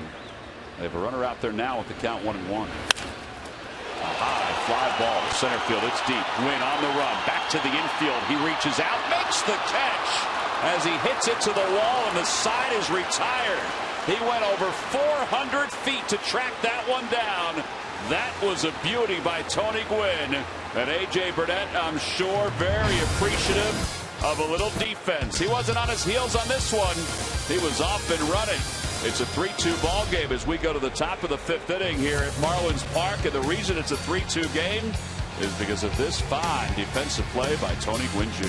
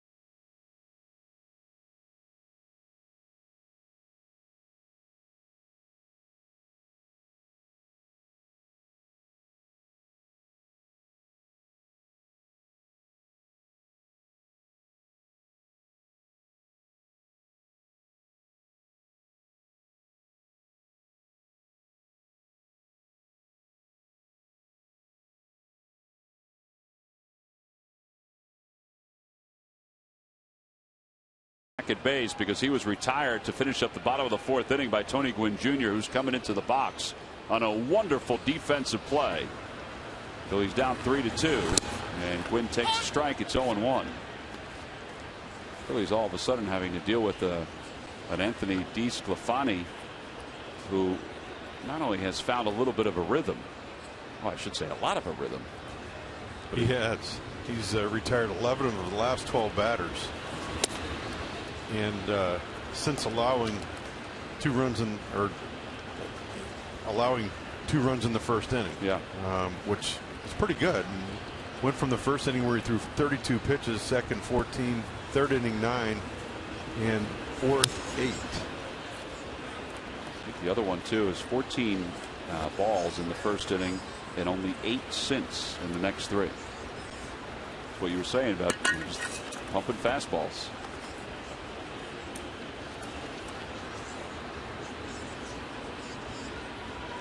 One ball and 2 strikes to Tony Gwynn. He reached on a fielder's choice his first time up.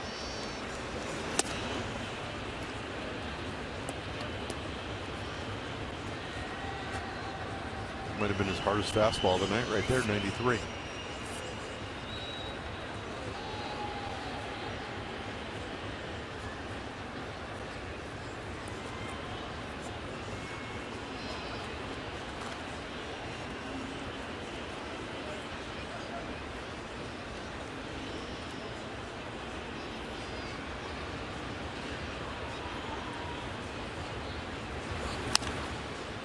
Fly ball to shallow center. Echeverria, the shortstop, is out there. And one away. Well, it's time now for our Geico quote of the day, and Anthony DeSclafani on making his home debut. It's definitely exciting to make a start at home. Making my debut in Los Angeles was special, but I'm looking forward to my first start in my home park. I feel like any time I pitch there will be some nerves, and I think that's a good thing. He was glowing at the chance to start at Dodger Stadium, though. The last time he was out on the mound, he made his major league debut. So when they told him that he was going to be called up to the big leagues, and he figured out that he was going to start in Dodger Stadium, he said he was nervous from the time they told him. A.J. Burnett hits one out toward right center field. On the run is Stanton. He's not going to get a little miscommunication with Ozuna, and A.J. Burnett is going to pull into second with a one-out double. That's his first extra base hit of the season. Now the tying run is in scoring position. He came into this game hitting .250, which is quite impressive for a pitcher. Here you see it's a fastball. He just gets the good part of the bat on it, and as you said, Tom, a little miscommunication in the outfield, and stands on second base. Easy double. First double since 2005. I think he remembers what it feels like. Yeah, I do. Well, now Rollins, who's 1 for 2, he has singled and he's grounded out.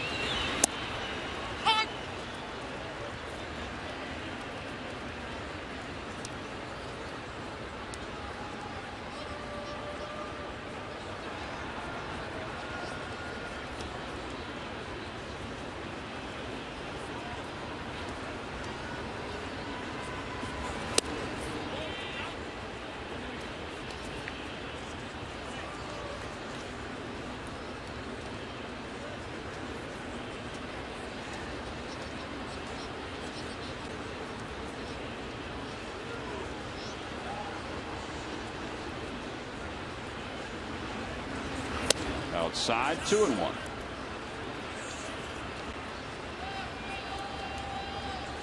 Only 9 pitches in the third, 8 in the fourth. And here he's about to throw his 11th of the fifth. See some guys stirring around in the bullpen. Inside with a changeup.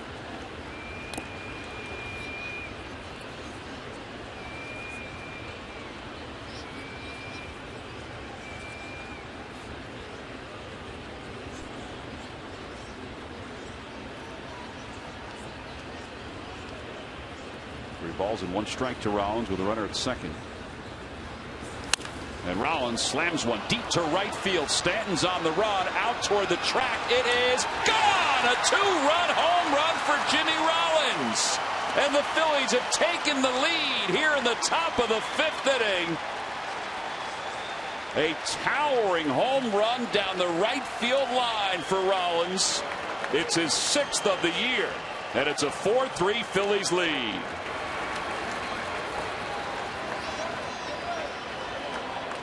Well, that'll relax things a little bit. I think here's also a point where throwing so many fastballs comes back to haunt you. And here's a high fastball that Jimmy gets on top of and drives it down the line. As you said, Tom, had a lot of height to it, carried out of the ballpark. I think Giancarlo Stanton knew that as soon as it was hit. And it makes a winner of Dawn Baum of Percy. She just won $100 thanks to the McDonald's home run jackpot. Look at this shot. This is a beautiful shot right there. Good swing. Great balance on Jimmy's behalf, and just got to barrel the bat to the ball and actually let the pitcher supply the power. Well, 6 home runs, 20 runs batted in. That means the Phillies have 5 batters who have 20 RBIs or more. Owens pulled toward third. McGee step to his right.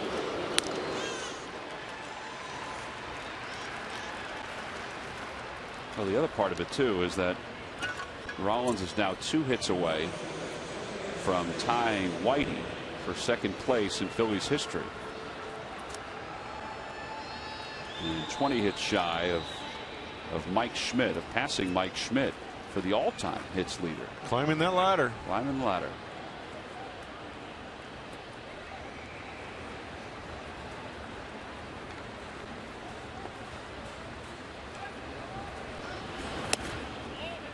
He takes outside, 1 ball and no strikes.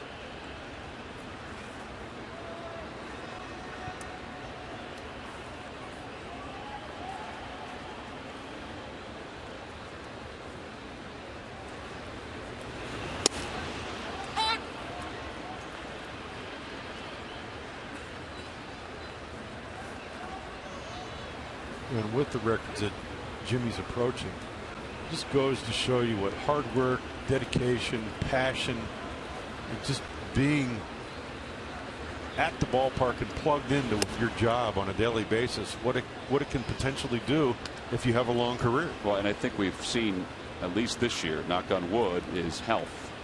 I mean, his legs, and he had a stolen base earlier, but his legs look healthy. He's playing excellent defense at short. You don't understand the grind, how difficult it is to do it year after year after year.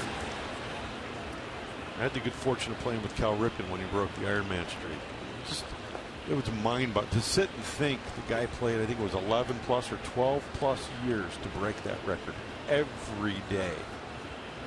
You know, when you start to think about some of these records that are out there or being broken, it's phenomenal.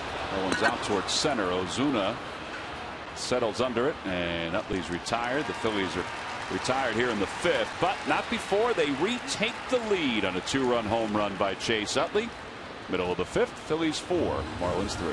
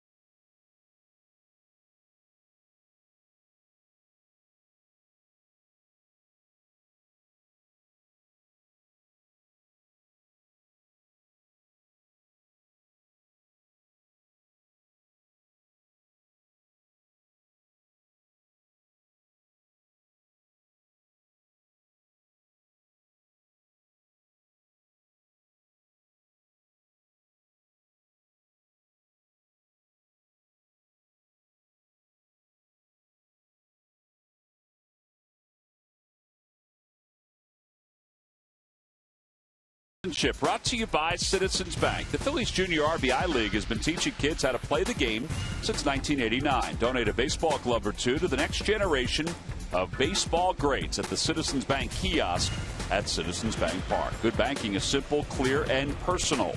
And that's helping you bank better. Citizens Bank, good banking is good citizenship. Phillies have taken the lead on Anthony DeSclafani thanks to a 2-run home run by Jimmy Rollins. Rollins with 2 hits tonight. Now A.J. Burnett has the lead again as we begin the 5th.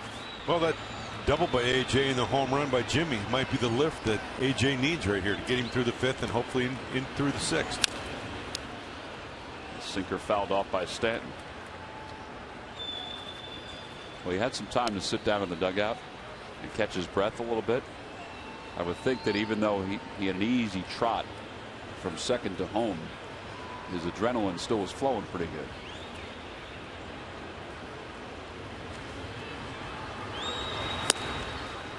A little high, 1 ball and 1 strike. Well, and he sees his offense continually trying to move forward and scoring some runs, and now they got him a lead. So now it's up to him to come out and put up a 0.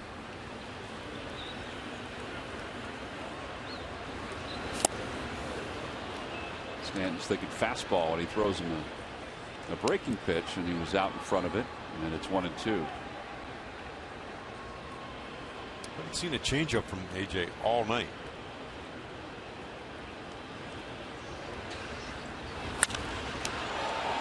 Fly ball. It's a high one. Out toward right. Marlon Byrd is under it, and he makes the catch.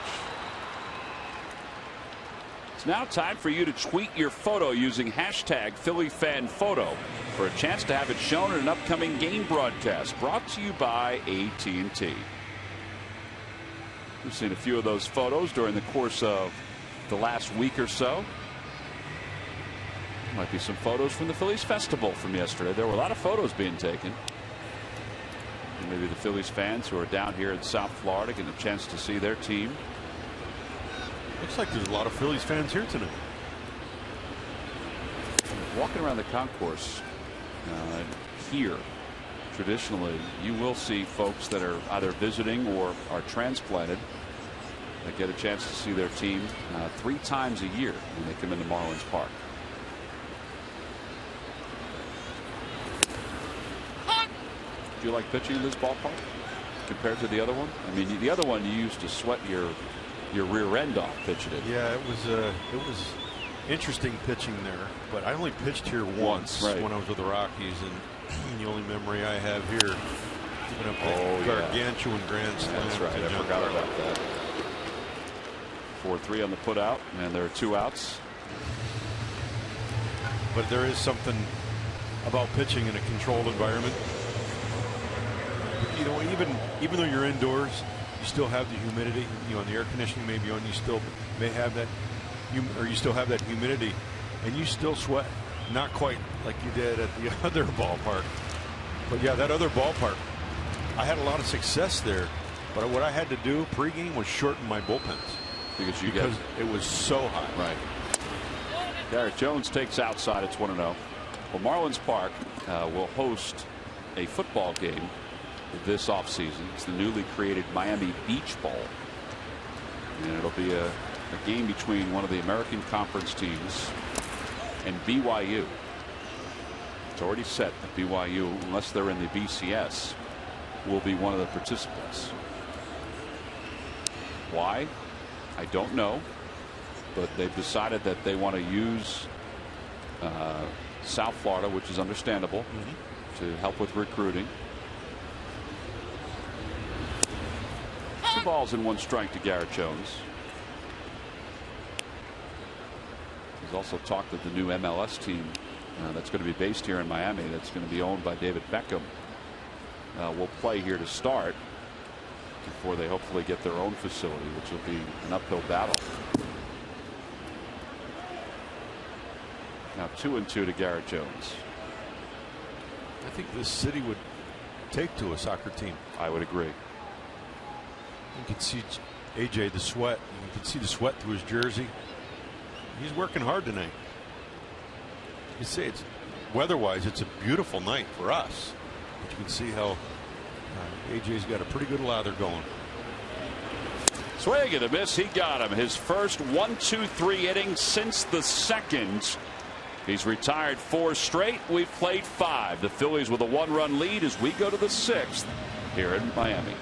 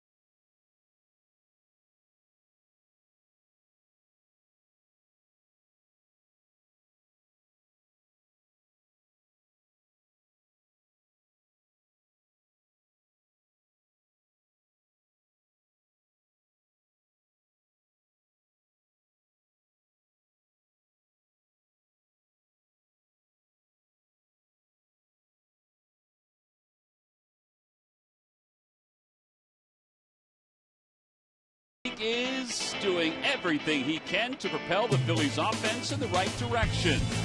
Chase was blazing during the first month of the season to the tune of a .345 batting average. April turned to May, and Chase kept connecting.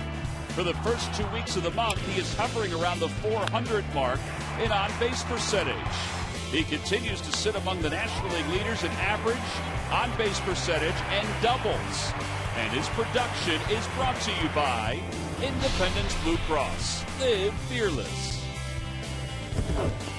Well, Chase is 0 for 2 tonight with a walk and a run scored, but the Phillies do have the lead as Ryan Howard, Marlon Byrd, and Cody Ashley will lead off the 6th inning. Along with Jamie Moyer and Greg Murphy, I'm Tom McCarthy, live from Marlins Park.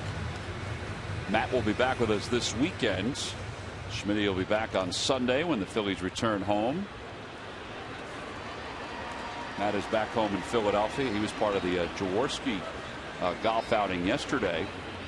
And if you see him walking the streets of Philadelphia, please do not bring up the Montreal Canadiens New York Rangers series while we're away. He's not too happy about that. As Ryan Howard takes a strike, it's 0-1. Howard has doubled home a run. He's also flied to right.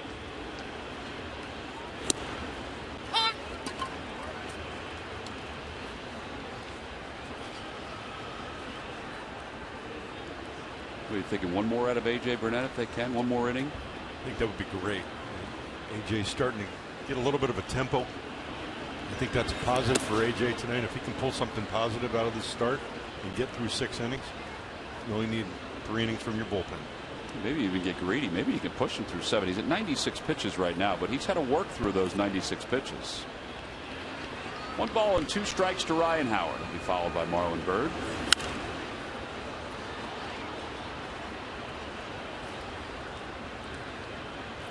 Well, from the outset, it didn't look like he was going to get through 5. Honestly, neither pitcher looked like they were going to get through 5. DeSclafani threw 31 in the first inning. Swing and a miss. Howard is struck out. Time now for the Jeep Stump the Fans trivia quiz answer. All right, Jamie, I know you know this. I saw you write it down very quickly, but what Philly finished the 1989 season at third base after Mike Schmidt retired? It would be Charlie Hayes. Charlie Hayes is correct. Log back on to Phillies.com to find out if you're the winner of a Phillies prize pack. Now, you were playing at that point, obviously. Yes, I was. I do remember that.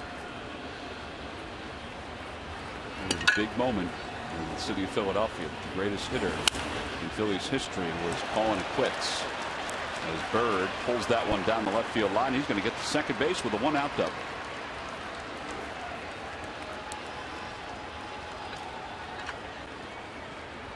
So he's in scoring position. Marlon put a really nice swing on this and hit this ball hard, hooked it down the third base line, and actually ends up being an easy double for him. That is his 15th double of the year. As Brad Hand is warming up. Warming up with the bullpen.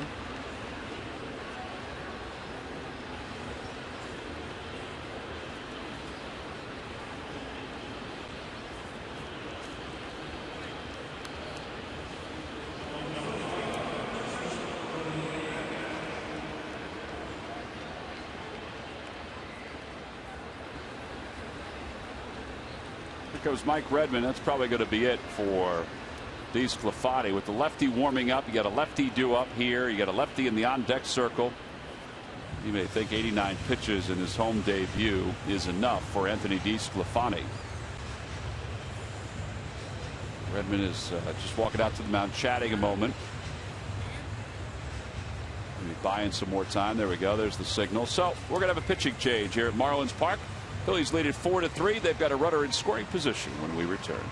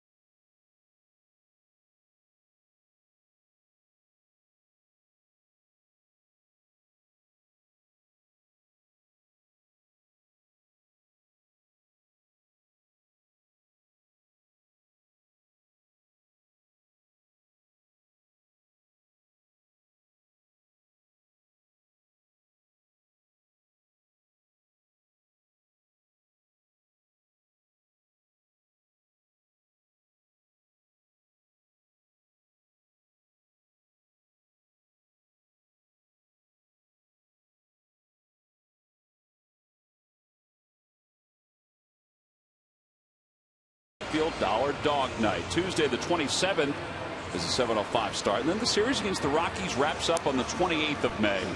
You can purchase tickets for all 3 games of that series against the Colorado Rockies by going to Phillies.com. Rockies have some hot hitters right now. Oh, yeah, they do. Top 2 hitters in the National League. Troy Tulowitzki and Charlie Blackmon. Yes. Brad Hand will take over here in the top of the 6th inning with a runner at second. He had 2 lefties in a row. Actually 3 counting Tony Gwynn. So Mike Redmond decides to go to Hand, a 5.91 ERA. Hand's got a pretty good fastball, 92 to 95 mile an hour fastball. He's got a curveball 78 to 81 and a changeup mid to upper 80s, 85 to 88. Cody Ashley's 0 for 2. He's flied to left. He's also grounded out.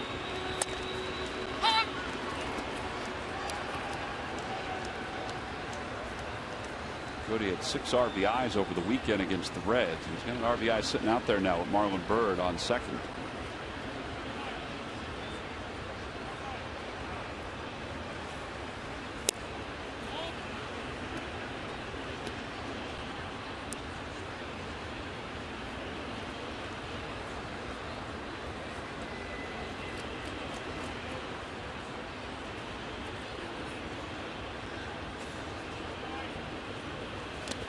Lays off it. It's 2-1. It's a good eye right there by Cody. I like that. First breaking ball was inside. I think he thought it was a fastball at him. He kind of backed off, and then that curveball was short. He just kind of gave it a look. So I think he's getting a better feel for what he may see here. I got to believe he's sitting on a fastball.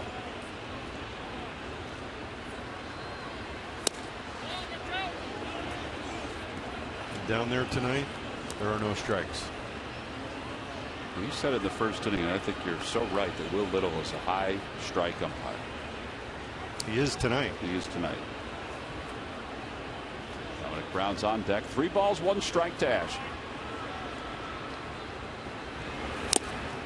He challenged him with a fastball, and Ashley was looking for it, but foul tip, and it's 3-2. And he probably will get another fastball here. I would believe so. And these umpires also, they get a disc after each game with the pitches that they've called, showing them the pitches they got right, the pitches they got wrong. Again, it's feedback for them to become better umpires and more consistent. Curveball, and it's inside, ball 4. MLB.TV Premium, the #1 live streaming sports service, is celebrating 12 years. Join the millions of subscribers. Watch every out-of-market game live in true HD on over 400 devices. Visit Phillies.com for details.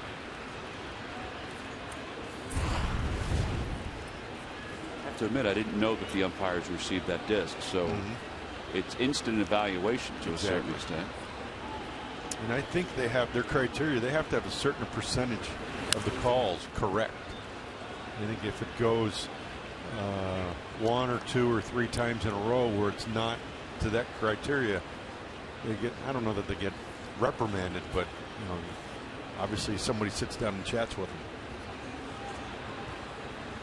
Again, baseball's looking to try to get this right and create that consistency. Dominic fouls it back. It's 0-2. You wonder if there's barking from either dugout, or let's say barking from the pitcher, if the umpire, who may be right depending on what that disc says, because there's been some close pitches even tonight, if they change during the course of a game, they change the wrong way. I think they can. I think they can become intimidated at times, especially a younger umpire.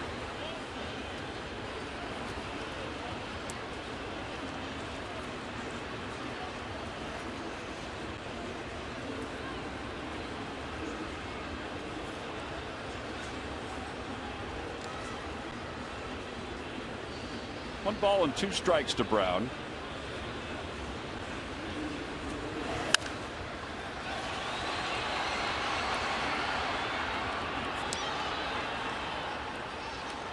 It's a good fastball there, elevated at 94.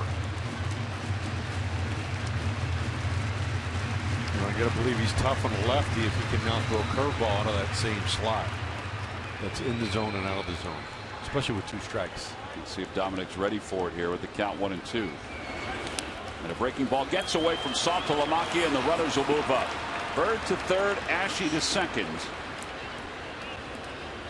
And that wild pitch will put runners on second and third with 1 out, and it kind of changes the at-bat for Dominic Brown, because at this point, looking for some contact. You see a short curveball here, bounces in front of home plate, and they're tough. It takes a big hop on Saltalamacchia. I don't know if it hit his upper part of his chest protector or the bottom of his mask, and it kicked to his right, which allowed both base runners to advance.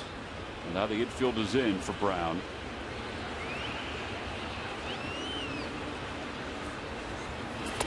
Lays off 3-2.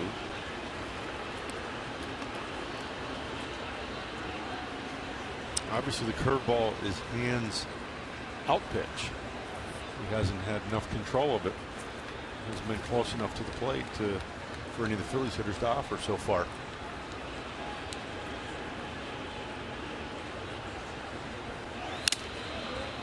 Well, he got a good rip at that 3-2 fastball.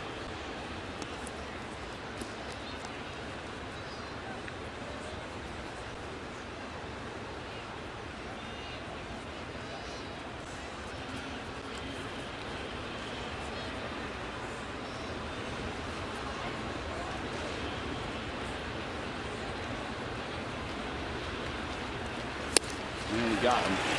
Fastball down in the zone. And there are 2 outs here in the 6th.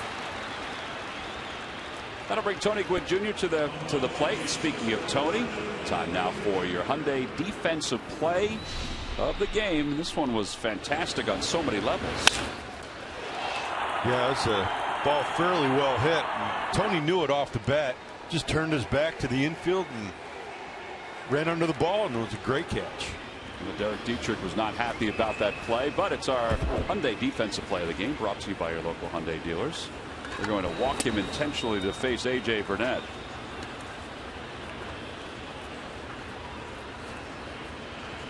So A.J., who doubled his last time up, will get a chance to bat with bases loaded.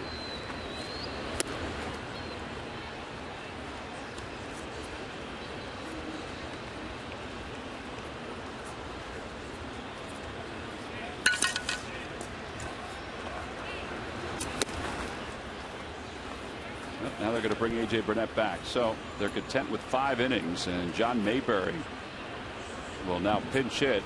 So that means the bullpen's going to start getting up. Jake Diekman starting to throw. There's ball 4, so Gwynn is aboard. A.J. Burnett done after 5.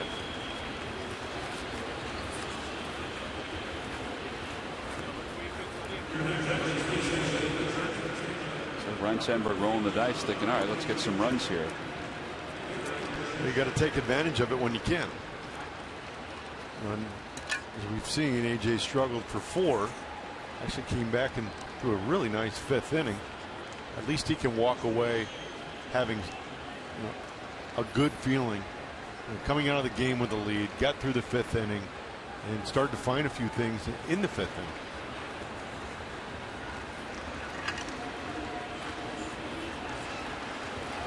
Mayberry just 6 for 36 on the year. He's a 167 batter.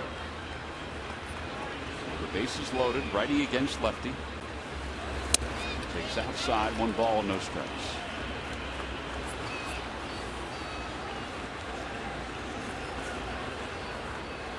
Marlins have Randy Wolf throwing in their bullpen, while Diekman throws in the Phillies bullpen.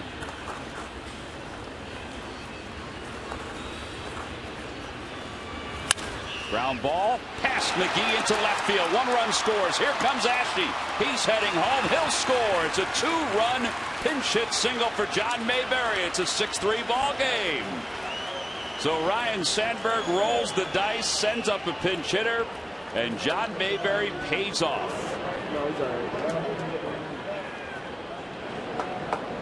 Big hit right there for the Phillies. And again, we talked about early in the game, bringing some of that momentum along with them on a road trip. John gets a fastball away here, pulls it hard, past McGehee, and great hustle by Cody Ashe right there. Yelich was playing quite deep and allows Ashe to score on a ground ball to left field. And now Rollins is up. Rollins already 2 for 3 tonight, including in that a 2-run home run. He has scored twice. And he takes a fastball. It's 0-1. Getting right-handed for the first time. The other 3 at bats were from the left side of the plate.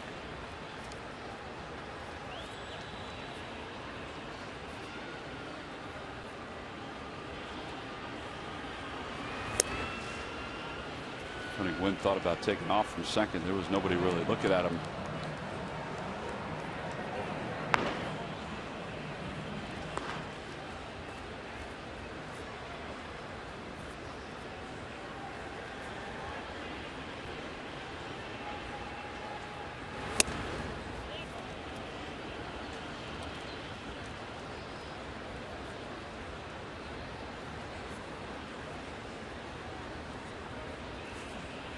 Balls, 1 strike to Rollins.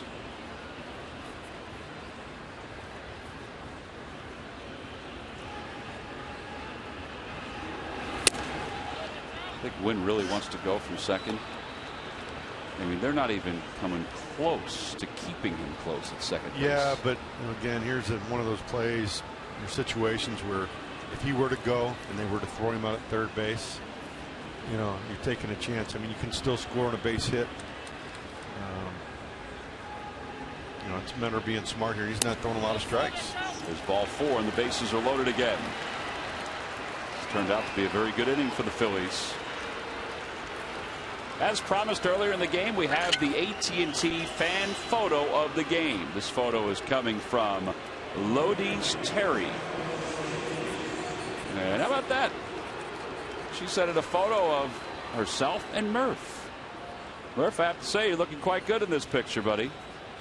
You can tweet your photo to #PhillyFanPhoto for a chance to be shown in an upcoming game broadcast brought to you by AT&T. Well, thank you, Terry, for sending in a photo of Murph. We don't see him enough. Chuck Hernandez out to talk to Hand.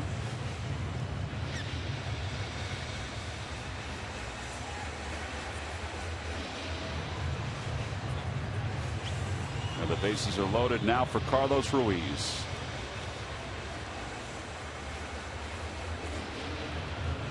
A base hit here can break this game wide open.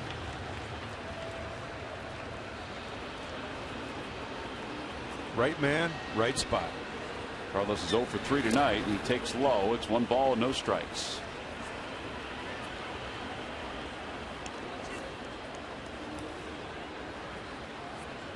A lot of good things have happened these last couple of innings for the Phillies, and their approach not only to DeSclafani again, but also to Hand here, who, as Jamie said, is struggling with his command. He's walked 3.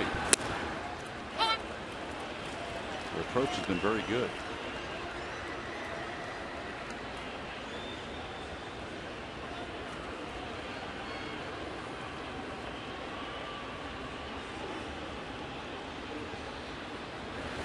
Carlos lines one out towards center. Ozuna's coming on, and he makes the catch, and the side is retired. He hit that one right on the nose. The Phillies do get 2. They add to their lead. They leave the bases loaded. We'll go to the bottom of the 6th. It's 6-3 Phils.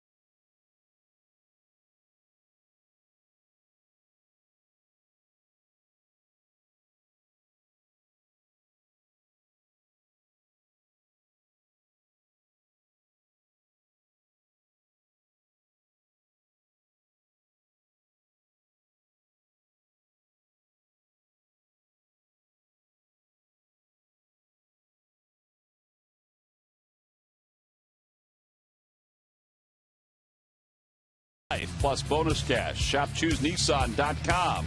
By the Pennsylvania Lottery. Benefits older Pennsylvanians every day. And by AT&T, mobilizing your world.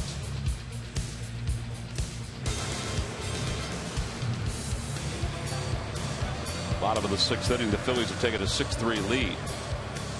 It was gorgeous all day here in Miami, and a beautiful night. And even better that the Phillies have this comfortable lead as Jake Diekman is entering his 21st game. 2-1, an ERA of 4.29. He'll be on to face Saltalamacchia, Marcell Ozuna, and Adeiny Echeverria. Well, it's nice to see a reliever come in a game with a little bit of breathing room. Not always having to come into a tight situation. I think it allows him to come in and establish himself, and especially after an off day. I think it's really important. And this is a short trip for the Phillies. You know, just a 3-day trip down here to Miami and then back home. Saltalamacchia, switch hitter, 0 for 2. And he takes off the outside corner. It's 1-0. Last inning, that was a strike. And got that as a called strike. Whereas Burnett did not for most of the night.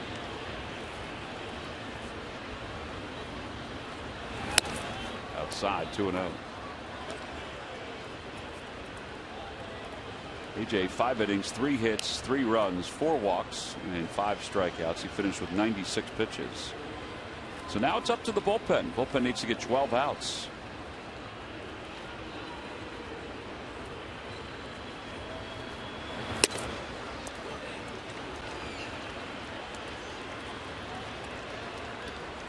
Here I had a conversation with Jake a couple weeks ago about getting into this situation, 2-0, 3-0. Instead of trying to add on, he's trying to learn how to back off a little bit and get command of the zone like that. And when I say back off, it's not like he's going to go from 97 to 92, but his aggression and the violence that he has, it's just to be firm. And even though he's firm, it's still going to be 95, 97. Well, there you go. That's at 97, and the last 2 have been basically in the same spot. That one a little lower than the 3-0 pitch, but it didn't look like his motion was as dramatic. Exactly. I think that's where we talk about guys trying to do too much sometimes. Inside, ball 4. Saltalamacchia draws a walk. Leadoff batter's aboard for Ozuna.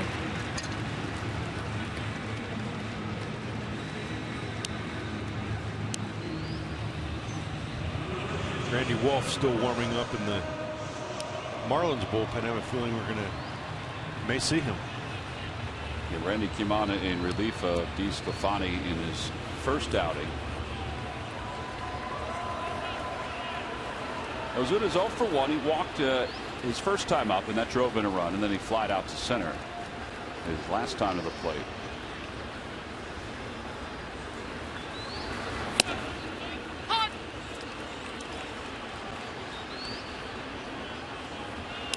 And the thing here is you get a 4-run lead. Excuse me. Yeah, 4-run lead. Excuse me. 3-run lead. Yeah, I'm sorry. Yeah, 3-run lead. I'm looking at the wrong numbers here.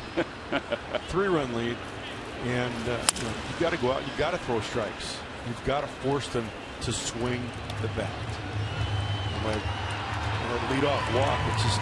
It's taboo in the game of baseball. You see it so many times where that leadoff walk comes back to haunt you, or that 2-out walk comes back to haunt you. Yeah, nearly half the time, the leadoff walk, actually a little bit more than half the time, the leadoff walk in baseball statistically since 2010 hasn't come around to score. That's according to Bloomberg. The balls and 2 strikes to Ozuna. Swing and a miss. He got him. 97 on that fastball. 1 out. Well, the Phillies have a handful of road trips that are available for fans to be part of, including the Pittsburgh series July 4th through 7th and the San Francisco Giants series the 14th through 18th in August. You can join the Bull, Greg Luzinski, and the Phillies Scott Palmer and others. The package includes game tickets, hotel accommodations, exclusive brunch with us, the broadcasters, plus a custom Phillies Vacations polo shirt or pullover. Space is limited. For information, go to Phillies.com/road trips. And by the way, if you're going to go out to Pittsburgh over 4th of July weekend, they have one of the best fireworks shows that you're going to see around baseball. You have a lunch place picked out? Pittsburgh, Tom? I'm just going to go for the brunch, you mean? Yeah. I'm just going to go for the ride. I don't know. I think it's at the Omni. Okay. I think that's where we're going. You're part of that too? I am. You? Yeah, I am.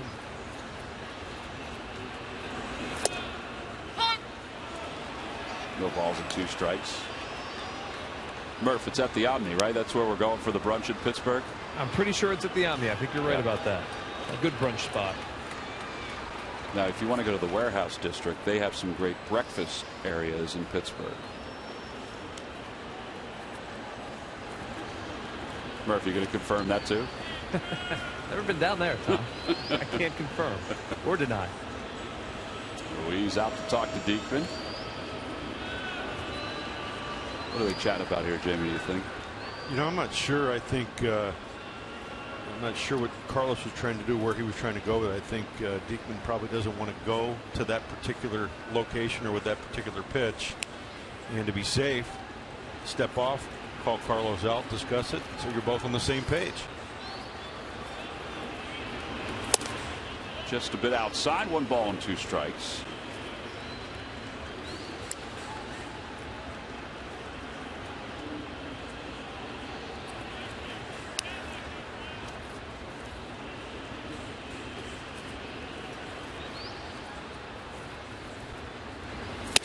And a called strike 3.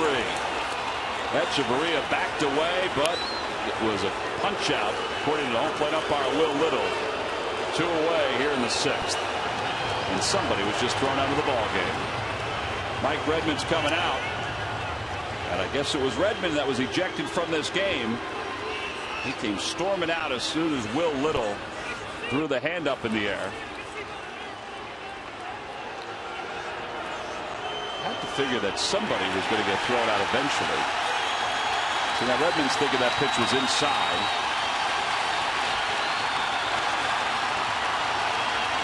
I like it, a little fire.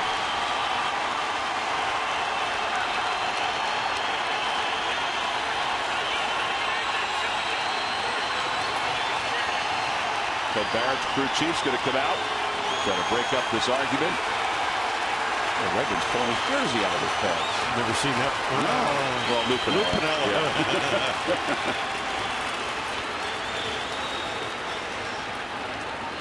Mike Redmond, a former catcher, thought this was inside. Might have been inside and high. Here's Mike Redmond from the dugout arguing, and whoop.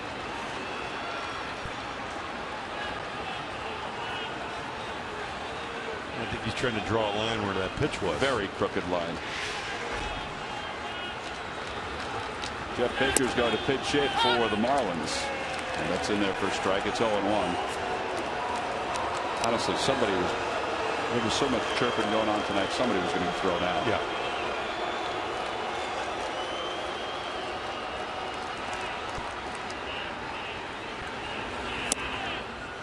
Oh, 2. Well, the umpires are human beings too. They make mistakes, just like the players do. We do up here, right? Absolutely. Everybody does. That was the first ejection of the year for Redmond. There are not many managers that have been ejected this year because of instant replay. I think that the instant replay has taken some of the theatrics out of it.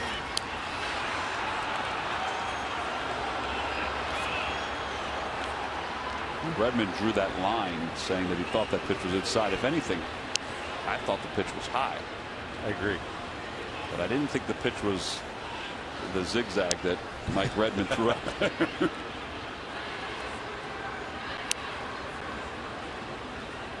The 0-2 pitch.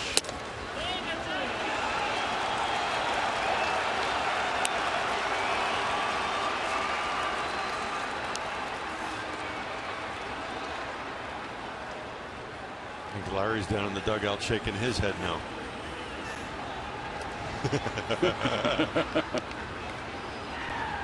Look, he's flipping a coin, the imaginary coin. Diekman handles that one as he flips to first. Side is retired. 1-3 on the putout. No runs, no hits, and one man left. We've played 6. We'll go to the 7th inning here at Marlins Park. Here's the ejection by Mike Redmond, and then the boos followed for the next several pitches.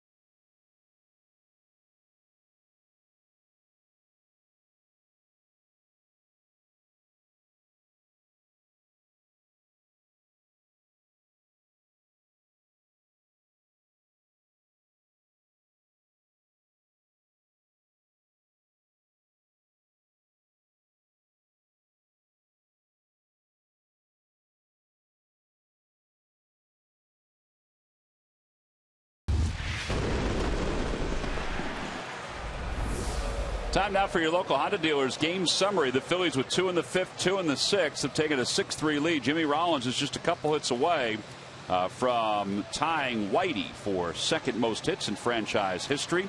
A.J. Burnett lasted 5. He is the pitcher of record right now on the winning side. We have had one ejection. Mike Redmond, the manager of the Marlins, has been ejected from tonight's ball game. There's been a lot of debate about the home plate umpire in the strike zone this evening. As we go to the top of the 7th, Randy Wolf will face his former team. Pitched against the Dodgers the other day when DeSclafani made his major league debut. He went 3 innings to pick up the save. That was an old school save right there by Randy Wolf. Yes, it was. Good to see Randy back on the mound again. You know, and the thing here too, this is Jose Fernandez's night to pitch. Right. This place would be upside down right now. You know, that's a big loss for not only for this ball club, but for their organization. And there was a little press conference today pregame, and I had good fortune to listen. And you know, they were talking to Jose about how this affected him, and he said he felt very sad for his teammates because he really cares about his teammates and felt like he let his teammates down because of his injury. Yeah, he reiterated that. I was over in the television booth, the Marlins TV booth, talking to Tommy Hutton and Rich Walls. They do the TV for the Marlins, and he came in, an unbelievably personable kid, but he reiterated those same things as Utley fouls it away. No question popular. Rookie of the Year a season ago. And listening to him talk about the injury, there have been 19 Tommy John surgeries for major league pitchers this year since spring training. And listening to him talk, apparently he said he felt it 2 starts earlier and just didn't really think too much of it. Right. You want to, and like any competitor, you want to try to pitch through it. And you don't know what that type of a tear feels like either.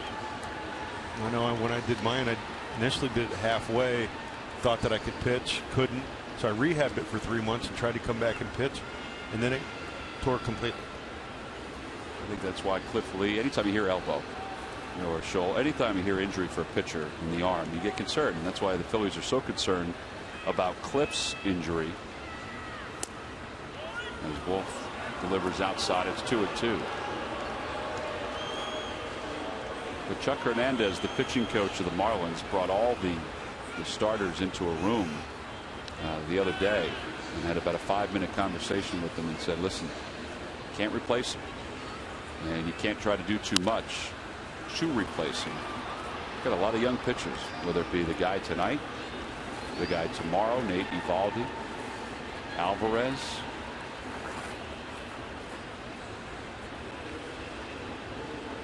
It is true, though, it affects everybody in the organization when somebody like Fernandez goes down with that kind of an injury.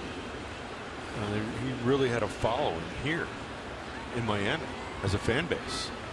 Guy would sign autographs after games. I mean, it really special what this 21-year-old kid has been able to create in just a short time.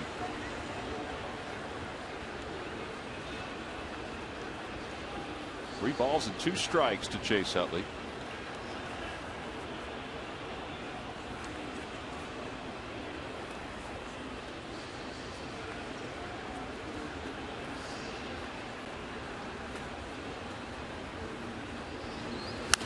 And Utley pulls it toward first, gobbled up by Jones. 1 out to start the 7th, and Ryan Howard will come to the plate.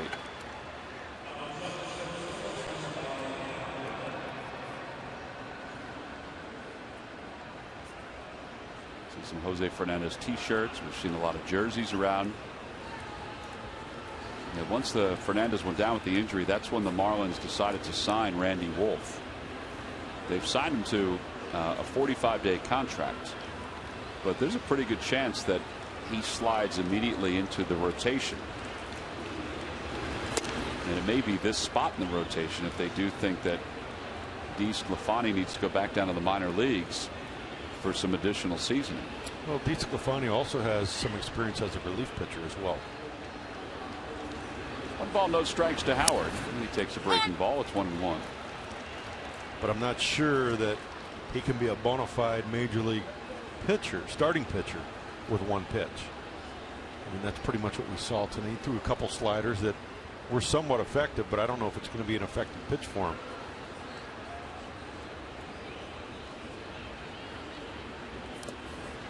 Ball outside, 2-1. Especially if he shows a lot of sliders, because I don't think it's a bona fide slider yet. Again, he's a young kid with a lot of potential. I think he still needs a little bit of seasoning.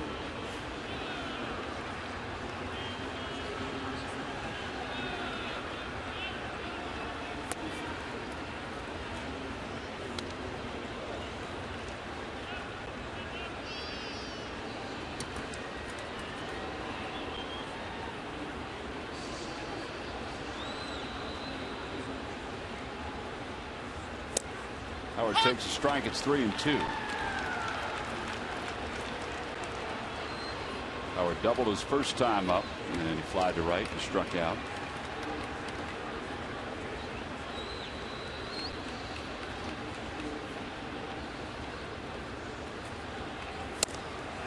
And Howard has struck out for the 2nd time. There's 2 outs here in the 7th.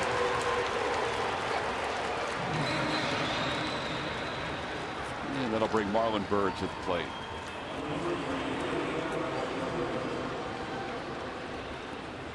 It was Marlins double that started the rally in the last inning.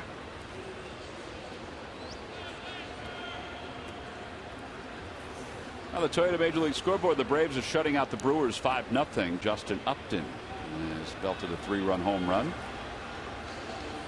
Braves have won 2 straight. They lead the division.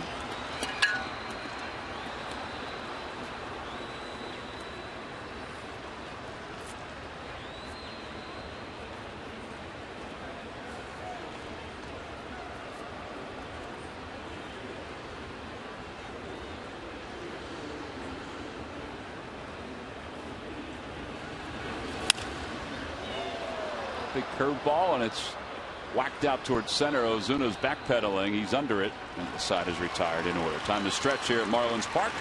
The Phillies leading the Marlins 6-3.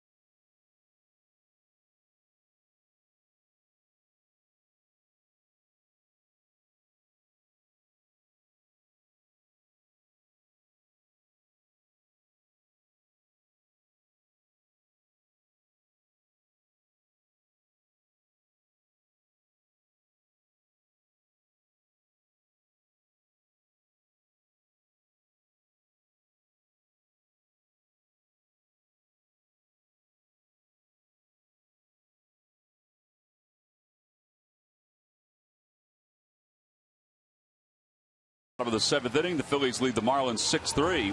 Reminder that Thursday, May 29th, the Phillies will start a 5-game series against the New York Mets. It begins Thursday. It wraps up on Monday the 2nd, a rescheduled game from the 29th of April. And on Sunday from Total, the Cliff Lee action figurine, free to fans 14 and under. You can purchase tickets by going to Phillies.com. There's the figurine, the folks from Total, nice enough to sponsor that. Jake Diekman will continue here in the bottom of the 7th because he's got Yelich and Dietrich, both left-handed batters, to start things off. Mike Adams is in the bullpen. I'm sure the Phillies will bring him on to face Giancarlo Stanton.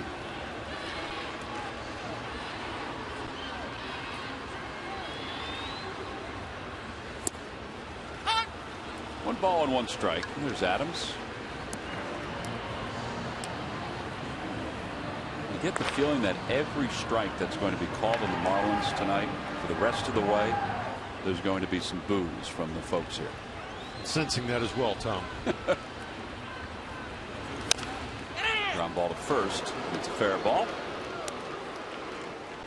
With one gone, Derek Dietrich's coming up, but it's time for the Major League Notebook. Murph. All right, thanks very much, Tom. Brought to you by Gwynedd Mercer University. And Giants all-star catcher Buster Posey is listed as day-to-day as of today. He is on the bench tonight in Colorado because of nerve irritation in his lower back. Posey said he hurt himself while taking, quote, a funky swing. The team, though, does not believe it is very serious.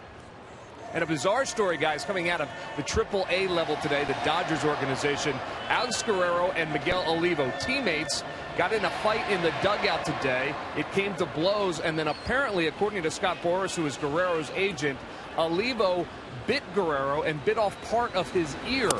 And Guerrero is having plastic surgery tonight to fix that. Obviously, a police investigation has been launched, but a bizarre scene at AAA tonight as tempers flare in the Dodgers organization dugout, guys. Yeah, when I first saw that headline, I thought it was two players on opposing teams that got into some kind of altercation. But then when you read it, then you saw the full story. Yeah, teammates, and it actually started out on the field. There was an altercation out on the mound during a pitching change between the two of them, and then it spilled back into the dugout after the inning was over. But certainly no place for that in baseball. Or fights, boxing. Yeah, or boxing for that matter, or humanity, quite frankly. I mean, you know, we don't need to be biting people's ears off. Well, so. Murph standing up for humanity. That's right.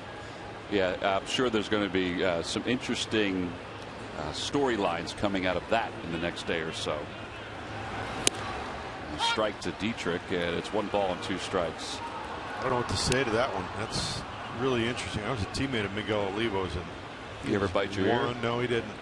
But he's one strong human being. Maybe the strongest I've ever been around. Really? Yeah. Well, Guerrero's a guy the Dodgers signed when he defected from Cuba. That's right. So he's an infielder. He's an infielder. Yeah, he wasn't a pitcher. Here's a really good pitch. Slider, Jake Diekman, down, going out of the bottom of the strike zone. Now he's really had his first inning was very good, other than the leadoff walk. And right here, you know, two tough left-handed hitters. Really is doing what he's supposed to be doing. He's throwing strikes, getting ahead in the count, and throwing that put-away slider right there. Well, here they're going to leave him in to face Stanton and hope they can get through this inning and have Adams pitch the 8th. And then Papelbon the 9th if the Phillies still have the lead. Or if it's still a save situation, I should say. Stanton's walked twice. He has scored a couple runs, fly to right. And he pops it up. Howard, not a lot of room. Sizing it up, makes the catch, and the side is retired. Boy, what a great outing by Jake Diekman in relief of A.J. Burnett. He retires 6 in a row after a leadoff walk in the 6th. We'll go to the 8th inning here in South Florida.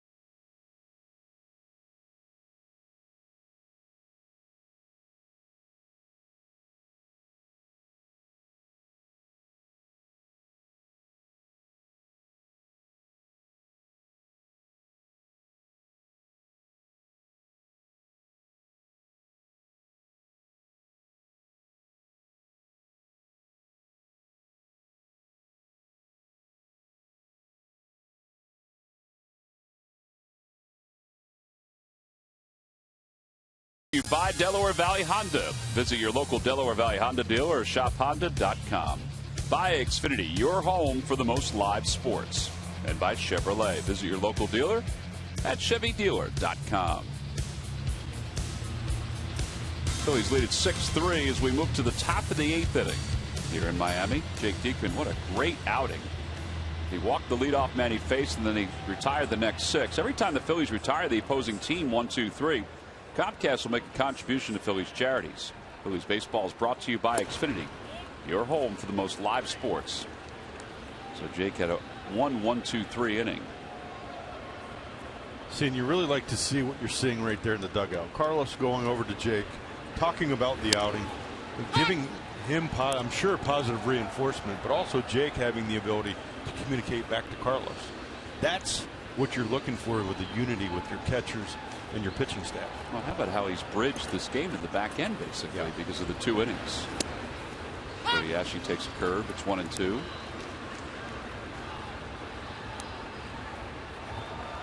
But he's 0 for 2. He walked and scored his last time up.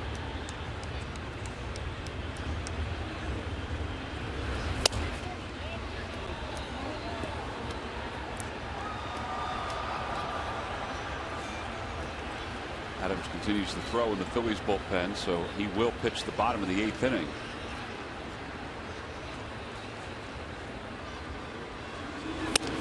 Three balls and 2 strikes to Ashe.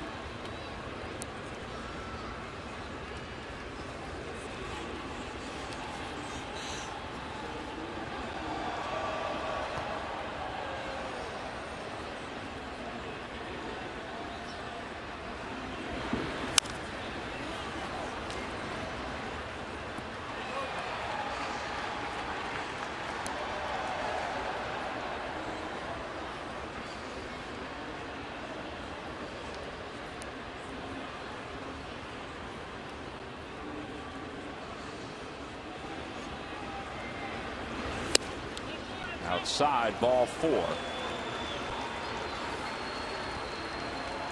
And Ashe draws the second walk of the night, and that'll bring Dominic Brown to the plate. It's a nice at bat by Cody right there. The guy, a wily veteran like Randy Wolf on the mound, threw him a couple good slow curveballs. Really was trying to get him out with that fastball, and Cody had the presence of mind to take those borderline pitches and ends up working a walk. See if the Phillies can tack on here. They lead it by 3. Dominic Brown takes outside. But Randy's really working the rosin. You mentioned it, Jamie. It's a controlled environment, but you can see that there's a lot of perspiration going on, and he's trying to keep his hands. Well, I guess he's trying to keep his grip as dry as possible. Exactly.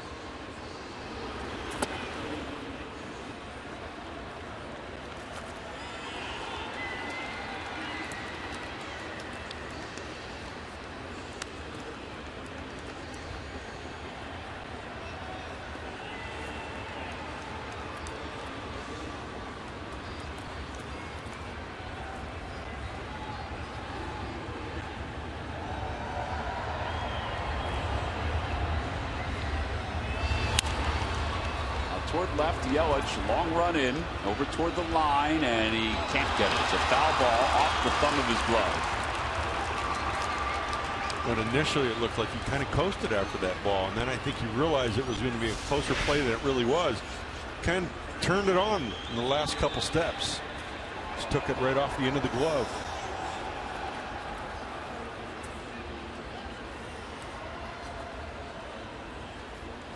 Thumb. He just missed that one off the webbing.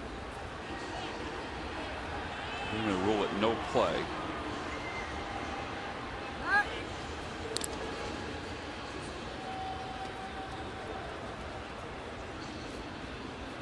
Maybe we were wrong about what we said earlier about Dominic Brown playing deep on that one ball that Garrett Jones hit. Maybe that's just where they're playing, because Yelich is really deep and left. Well, I think the difference here is this field. First of all, you're indoors. You got a roof, and our vantage point is way, I think, way higher than it is in Philadelphia. Absolutely. And obviously, the dimensions are bigger in this ballpark, but it makes it even look further, I think. And it might be the height we're at. Right? Could be. I don't know. Because they all look deep. I mean, Stanton, you would expect. Ozuna And center field is off to the left a little bit, and then Yelich straight away and left. Dominic pops it up. Casey McGee, third baseman, onto the infield grass.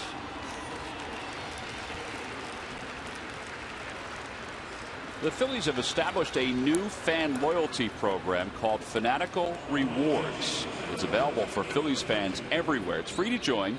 You can earn points for engaging with us on social media, using it at the ballpark app, activity on Phillies.com, and much more.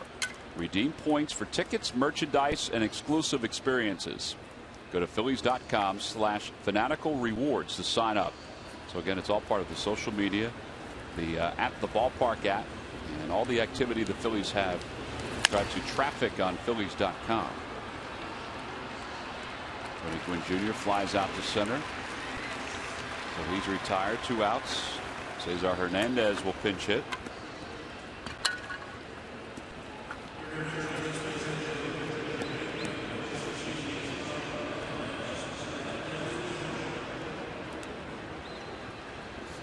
Hernandez is pinch hitting for Diekman. And that'll open the door for Adams to come in.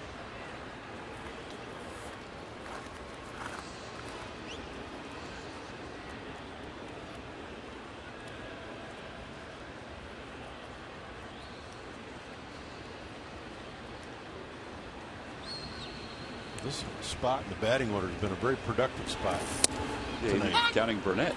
That's what I was referring to. You got to stick up for those pitchers, right? But it started with AJ, and then John Mayberry. You got a lot of production out of the bottom of the order. Plus, it turns the lineup over. The 9-hole has scored a run and driven in 2. And there's Mayberry with a big pinch hit single, 2-run single in this spot a couple innings ago. The ball's 2 strikes to Hernandez.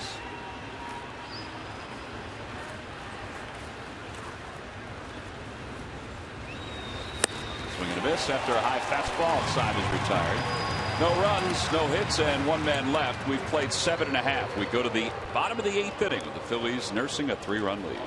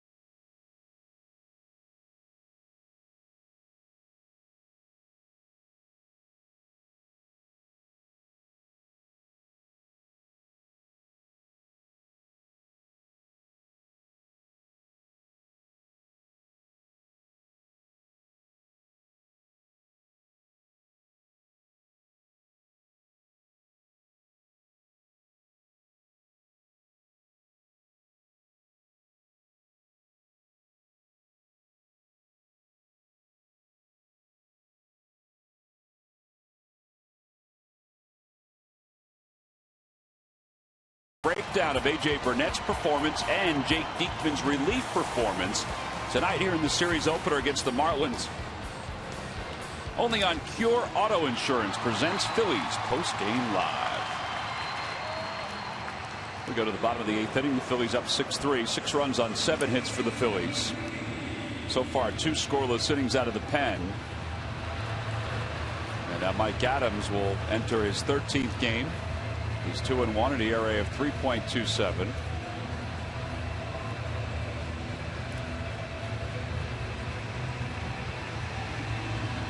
Jake Diekman is the guy to thank for setting this up now for the eighth and ninth pitchers, Adams and Papelbon, to try to finish the Marlins off. They need 6 more outs. Jake was very effective tonight. Got ahead of pretty much every hitter but 2. But really located his fastball well and didn't use the slider a whole lot. But when he used it, it was very effective. You see McGee will lead it off. He's 1 for 3. He has an RBI single today.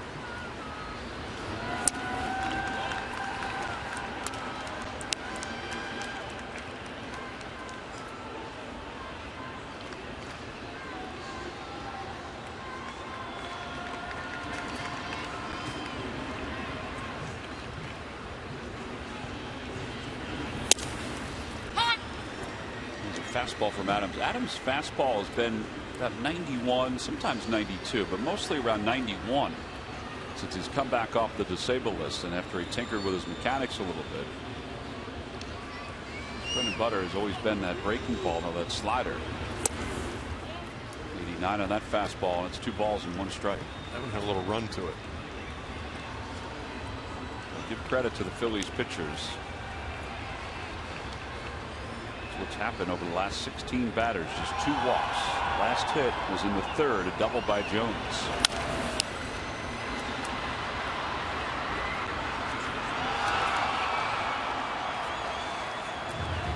2-2.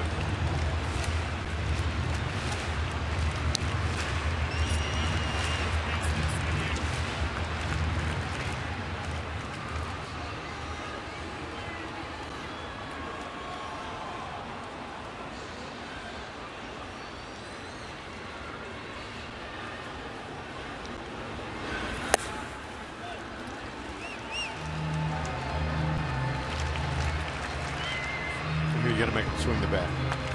You got to make them earn their way on the base paths.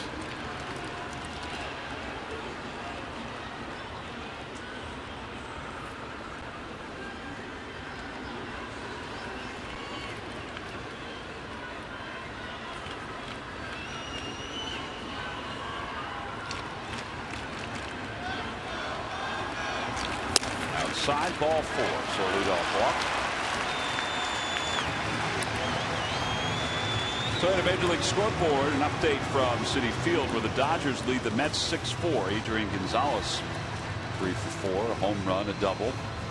Dodgers are currently in 3rd place in the West. They're 5 games behind the Giants, who now have the lead and who now have the best record in the National League and are tied for the most wins in Major League Baseball. Giants certainly made some moves in the offseason to kind of shore up their rotation. By picking up Tim Hudson. I'm not sure if anybody anticipated that they would have the best win total or tied for the best win total in the majors with 14 wins at home. They're 14-8 at home and 14-9 on the road. I believe that division could be a seesaw battle. Probably. Because the Dodgers, you figure, will play better. Garrett Jones goes around. Actually been some talk that it's the same talk they had last year. They might shake things up in some way, whether that means Don Mattingly's job's in jeopardy or not, I don't know, but they're off to a disappointing start, just 1 game over 500 with the largest payroll.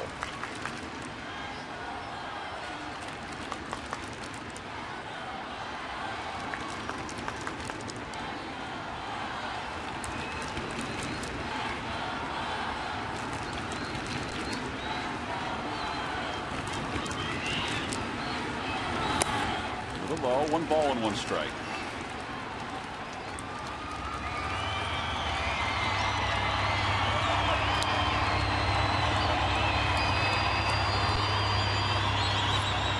I think Adams has to go right after Garrett Jones here. You really can't fool around and get behind an account and then have to throw the ball over a big part of the plate right here.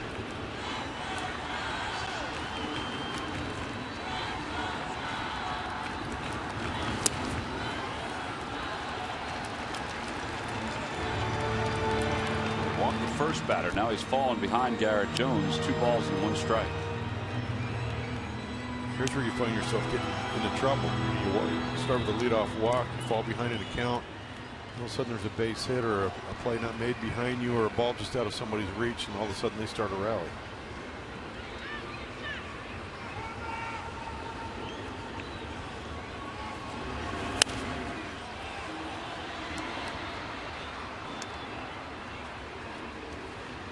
The quality of these guys' pitches is very good.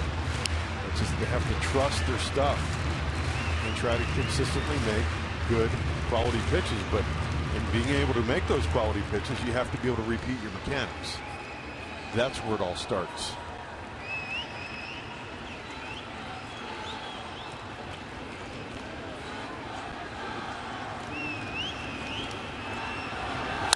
That ball's hit hard. It's a fair ball over the first base bag down the right field line. McGee's to third, and he'll be held there. So second and third with nobody out. That means the tying run is coming to the plate. Garrett Jones with his second double of the night. He has 12 on the season. Here you see a slider that actually kind of hangs down and in. It's kind of the honey hole for left-handed hitters. He just drops the head on it and pulls it right down the line. The ball's got to have some bite. He's got to run off the plate or run below the zone. You wonder now if Sandberg will get somebody else up in the bullpen. With nobody out, 2 runners on. Saltalamacchia, who's 0 for 2 with a walk, is the batter.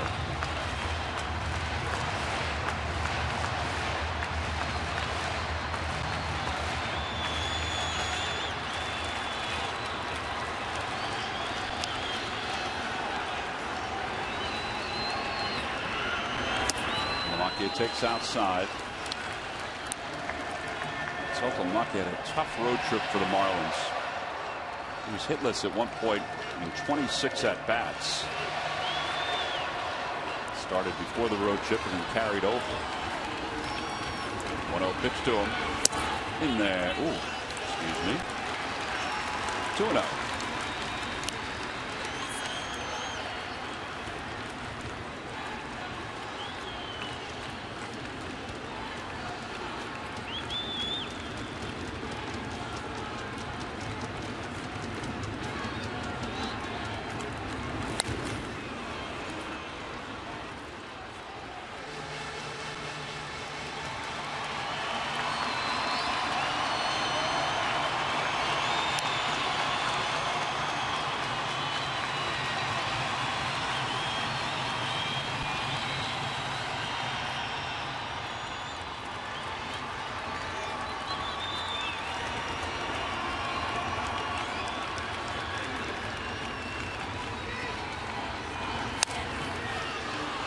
Fly ball down the left field line. Ashe will give it a look at foul territory, and he can't get it.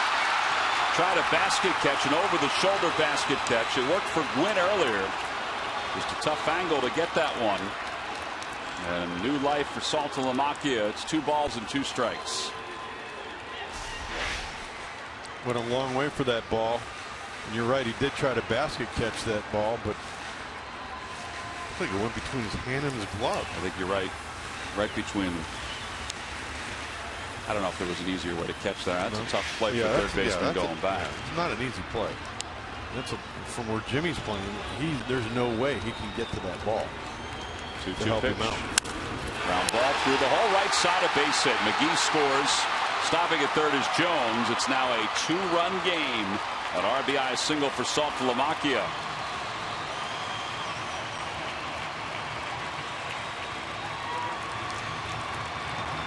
Well, now Bastardo will get up to the bullpen. I don't think Adams has left Ryan Sandberg any choice. I think he has to get somebody up. I would agree.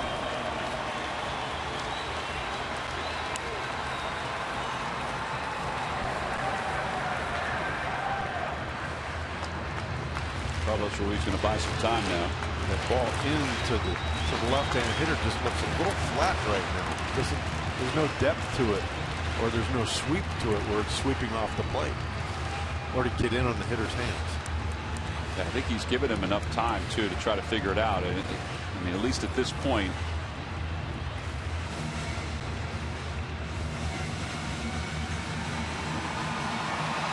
least at this point he hasn't been effective. By the way, and this is, I think, terrible scoring, but they scored an error on Cody Ashley on that pop-up. Well, they didn't give Yelich one earlier. Yeah, Yelich one. That's interesting.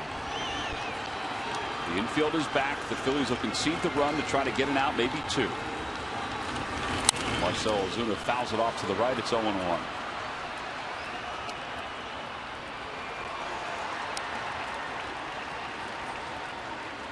That'll be the 7th error for Ashley. Running with his back to the infield, over the shoulder. Guess the scorer thought he should have turned around. I don't think he could have turned around and make that catch.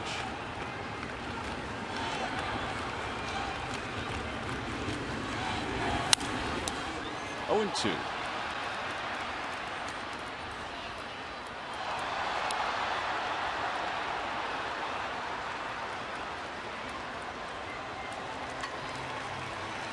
First thing that came to my mind is that ball to Yelich. I mean, he had plenty of time to catch that ball. Phillies double play depth in the infield. No balls and 2 strikes. And the pitch to Ozuna.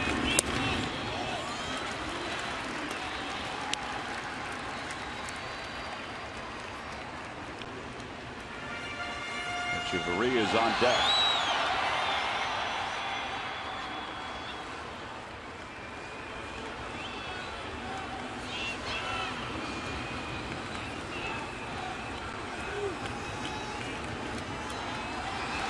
Swing and a miss. He got it with a breaking ball. That's the first out of the inning. Ozuna struck out twice, and now Echeverria is the batter. After Echeverria, Reed Johnson is down in the on-deck circle. There's a slider that ball had some run to it. It ran actually off the plate. I think that's what he was looking for in his previous at-bats with the left-handed hitters. Safe formation infield-wise for the Phillies defense. Getting a ground ball, they're going to try to get out of this with a double play. Echeverria is very difficult to double up. Great speed.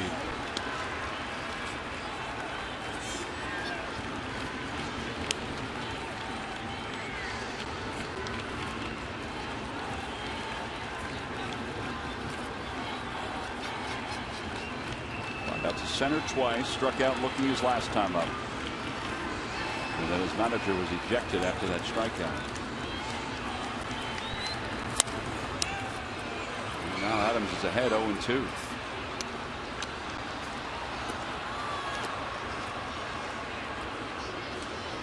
He's got the lineup card. He's the bench coach for the Marlins. Chuck Hernandez, usually in this case, Hernandez, the pitching coach, will handle the pitchers, and Leary will handle everything else.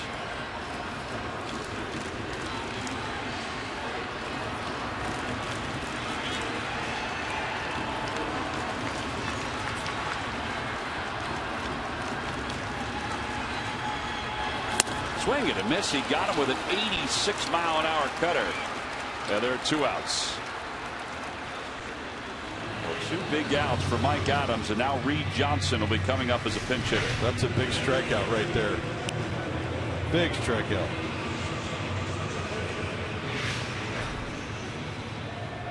Cutter that was slightly elevated, but I think the speed is what Echeverria couldn't read. Well, the veteran Reed Johnson has 19 hits this year. He's hitting .317. He's been their best bat off the bench.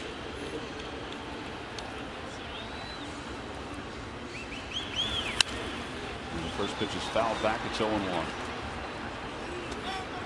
Doesn't get cheated up there at the plate.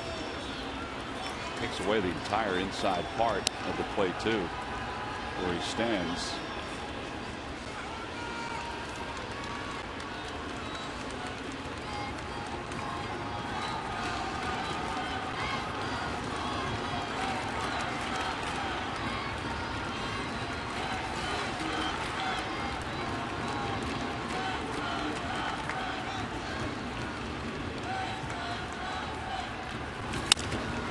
Ground ball left side. She's got it. Goes to second in time, and Adams works himself out of a potential bad inning here in the 8th inning. He does allow a run, but the Phillies still have a 2-run lead. We'll go to the 9th.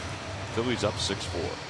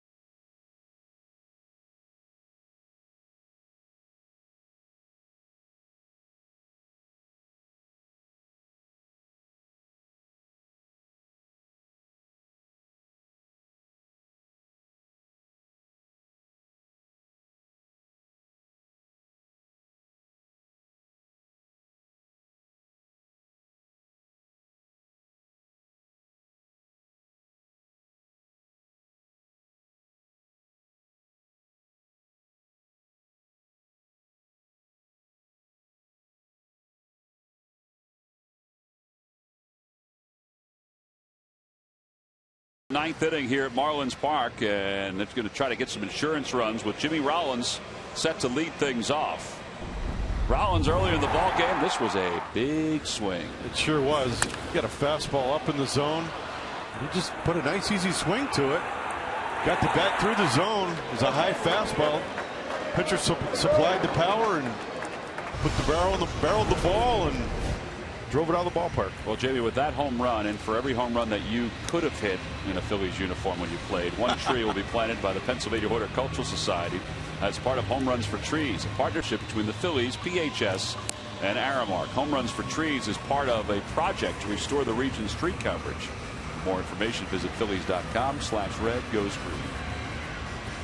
Tom, I think if I would have hit a home run, they would have planted a forest. Would have been right next to Mike Schmidt's forest. A.J. Ramos, the new pitcher for the Marlins. This is his 21st game.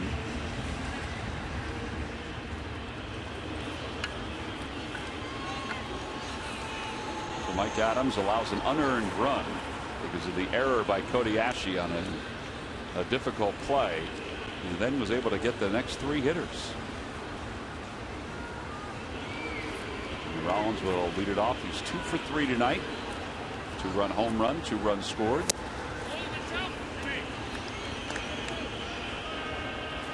Well, tonight that's been a strike, or not a strike, right. A strike, and now not a strike. I'm not complaining. Went for the Phillies, but that's the inconsistency that we're seeing tonight.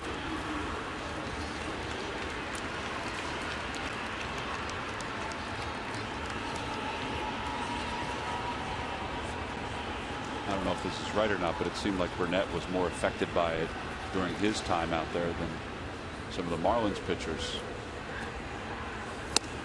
1 ball and 2 strikes as Rollins takes that one in the outside corner. I would agree with you there, Tom. I really would. AJ really gets, he needs that pitch that's down and in or down and away, down and into the lefty, down and away from the righty. Rollins shuffles his feet as he makes contact on that one. Now there's one away here in the 9th. Rollins wasn't sure if that was going to be a strike or not, so he just decided to take a whack at it. He wound up making contact into fair territory.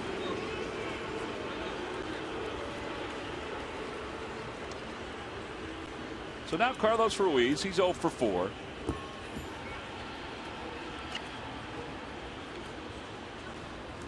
Another nice thing is that Marlins have not won a game when trailing after the 8th inning. They're 0 and 20. It'd be nice to put them at 0 and 21. Papelbon is indeed up in the bullpen.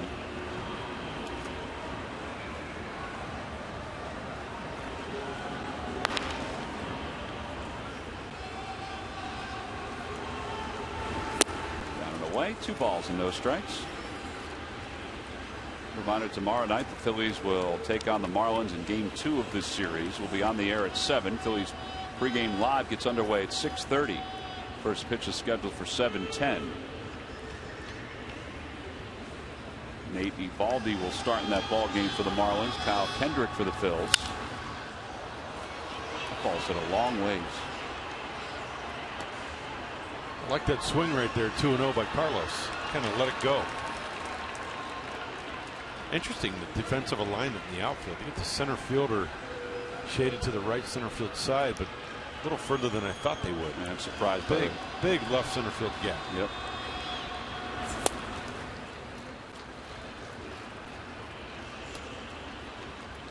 See that right here where they get the center fielder, the second base side, or the right field side of second base.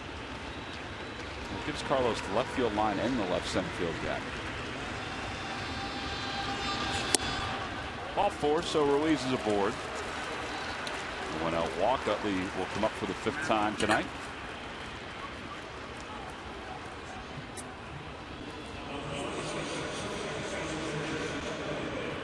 Utley walked and scored his first time up. There's the fish that are behind home plate. We have the tanks going from the third base side to the first base side behind home plate. Quite unique. Quite unique and unbreakable glass, they say. I'll bet it's acrylic. Is that unbreakable glass? You know what kind of fish that is? Hungry. A hungry fish. See the fish to your left and to your right. The tanks to the left of the signage and the right of the signage.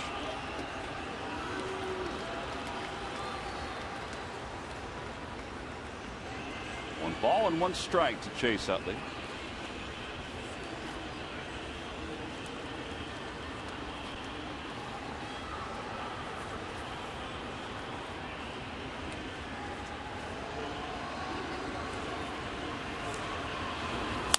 There's a line drive base hit to right field. Stanton was angled over toward the gap, so he has a long way to go to cover ground, and that'll put runners on second and third with 1 man down. 18th double of the year for Chase Utley. Heads up base running too by Chase, realizing that Stanton was going away from second base, having to turn around, or actually stop his momentum, turn around and make that throw. I think he actually just gave Chase the bag. Well, I think what you talked about too, where their alignment was, it kind of opened things up even for Utley in his at bat. Stanton had to go pretty far. The ball was hit pretty firmly, but he's got to turn around, make an off balance throw. He really can't get anything on it. He found a way that Stanton cannot get something on a throw. Well, now they'll walk Ryan Howard intentionally to face Marlon Byrd with the bases loaded. Marlon has an RBI tonight, as does Ryan Howard.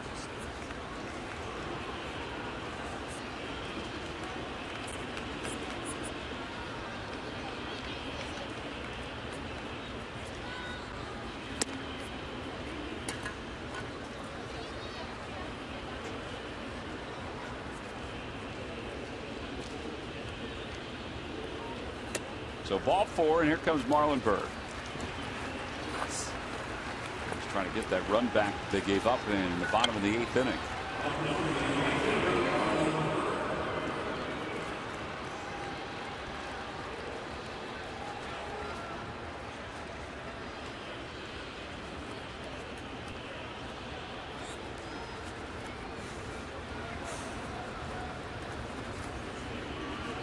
So the Marlins are not playing the infield in. They're going to play for 2. Well, Jones is in on the grass at first base. And McGee is even with the bag at third. McGee's even with the bag at third. Can't afford to give up any more runs, but they're still content with trying to turn 2.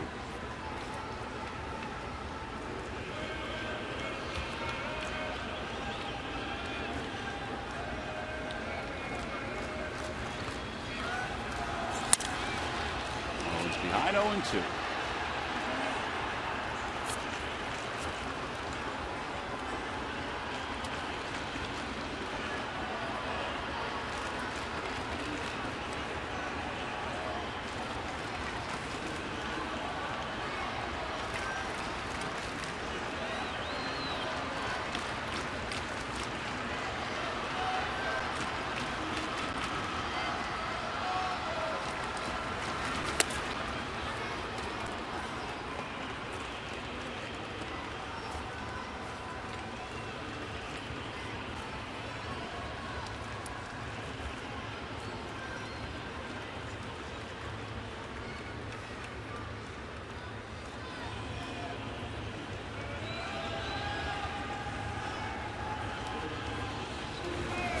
Marlin cracks it foul just past Ruiz. And it remains 1 ball and 2 strikes. The Marlins just released Carlos Marmol recently too. Yep. He came into the ball game when the Phillies saw them earlier this year.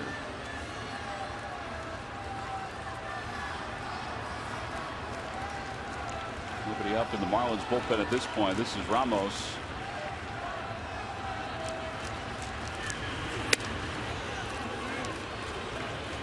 Ball nearly ran in right at the jersey of Marlon Byrd. He moved away at the last moment. 2-2.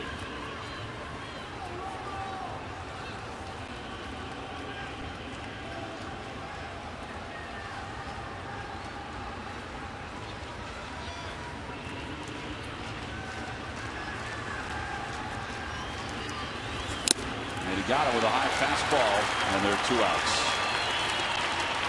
And now it'll be left up to Cody Ashley with 2 away and the bases loaded.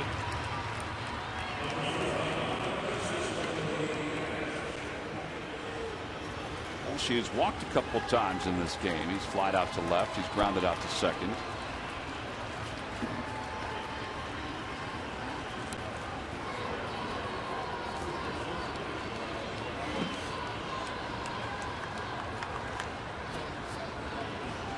Upset Marlon Byrd right there that he didn't make contact and try to get that run home.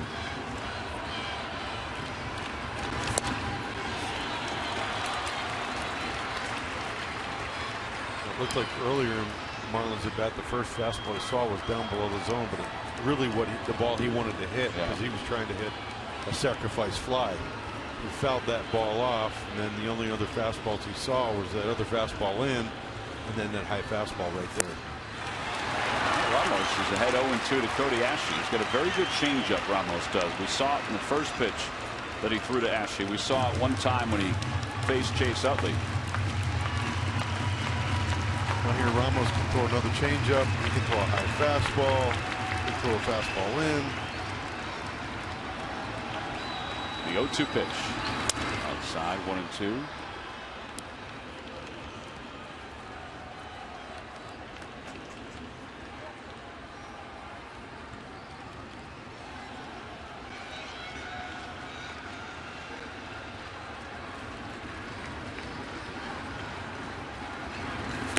Got it. With a changeup.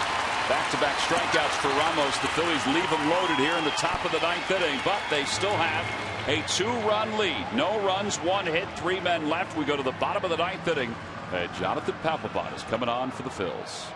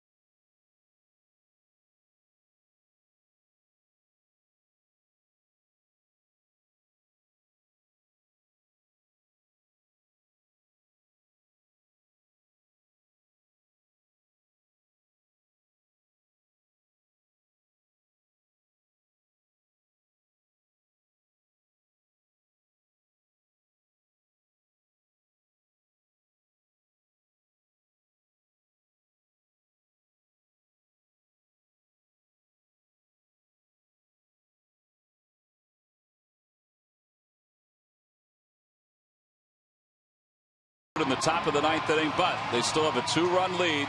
And Jonathan Papelbon has been one of the best closers in the National League. Is coming on to try to close out Game 1 of this series. He's thrown the ball well, and his effectiveness has been created by locating his fastball down in the zone, using his breaking stuff, and in the zone and out of the zone. But by doing that, it allows him to establish the zone down, but then use his high fastball to put guys away, or his split for guys to chase pitches. Well, and he's only worked one time since the Mets series. You know, when he didn't work on that Sunday, when he had body soreness, as he said, he has only worked one other time since then. So he's well rested and on his way to try to pick up his 12th save of the season. And he'll face the top of the order, so it's not easy for Papelbon here. The path is somewhat cluttered. He's got Yelich, Dietrich, and Stanton. The key is not allowing anybody to get on base before Giancarlo Stanton comes to the plate. That's the big key.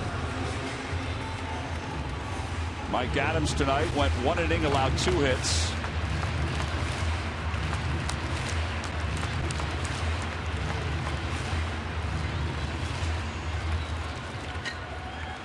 One earned run, 1 walk, 2 strikeouts.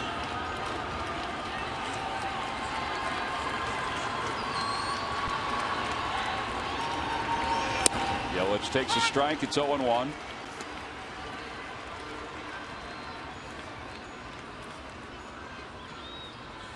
Yelich tonight is line to left. He's fly to left. He walked and he grounded out to first.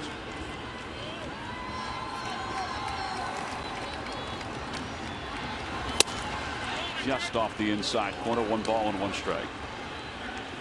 A.J. Burnett started. He went 5. Allowed 3 runs on 3 hits. Then it was Jake Diekman. 2 solid innings by Diekman. Then Adams an inning of relief. He allowed a run. And now it's Papelbon. 1 ball and 2 strikes. And again, it's all about Jonathan getting ahead here. He can do whatever he wants. It's in the driver's seat here. He can go up, he can go down, he can throw something off speed, throw something in the dirt for a chase pitch. When you're ahead in the count, you have so many more options as a pitcher.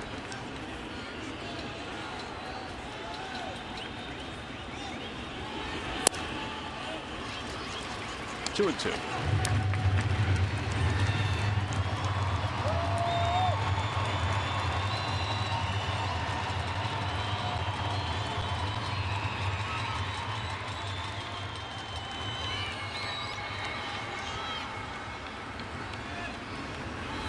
And now 3 balls and 2 strikes.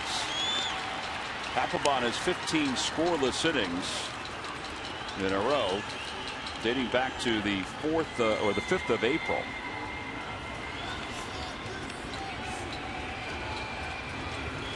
Three balls and 2 strikes, and ball 4. So the tying run is coming to the plate.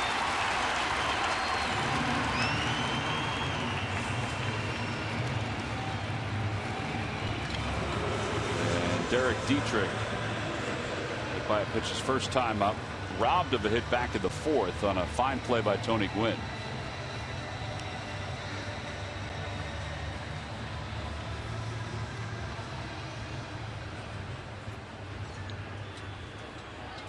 That's the guy that you don't want up as the tying run. And unless the Phillies roll a double play ball here, he's going to get an opportunity as the tying run.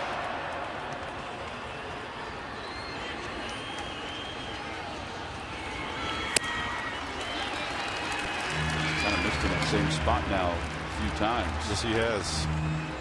Time to make an adjustment, right? Absolutely. Ruiz kind of said something to him after he caught that last pitch.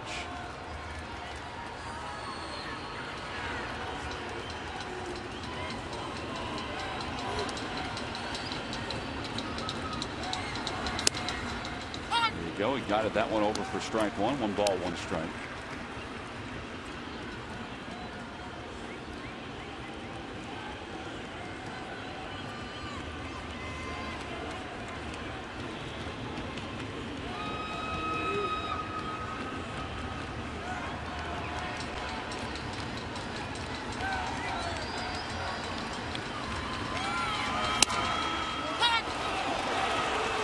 going to get some barking from the Marlins dugout. It's 1-2. So Dietrich, to your right, is behind in the count. 1 ball and 2 strikes to Papelbon.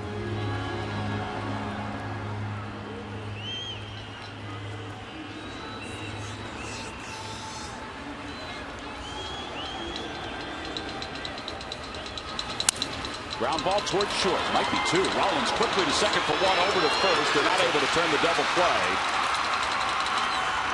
So 1 out. And Stanton's coming up.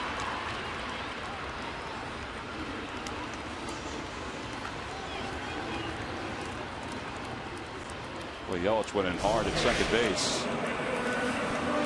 Yeah, he did. He was on top of Chase before he could get out of the way. It looked like Yelich might have got a foot in the mouth. I think he did. Yep, I think he did. Well, he certainly went looking for Chase on that slide to try to break up the double play. Now the Phillies will set up to try to turn 2 again. Here we go. Watch this. Clean play all the way around.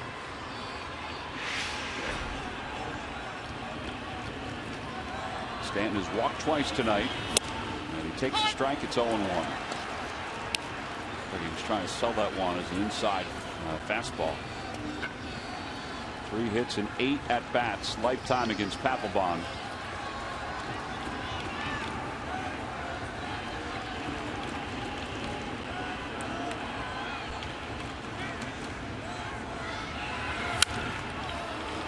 Two.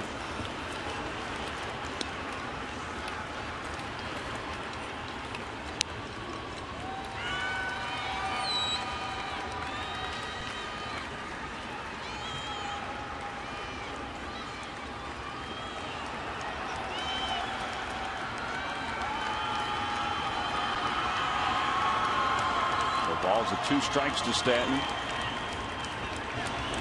Broke his back, grounded to third. Ashe backhands, goes to second for 1, and that's all they'll get.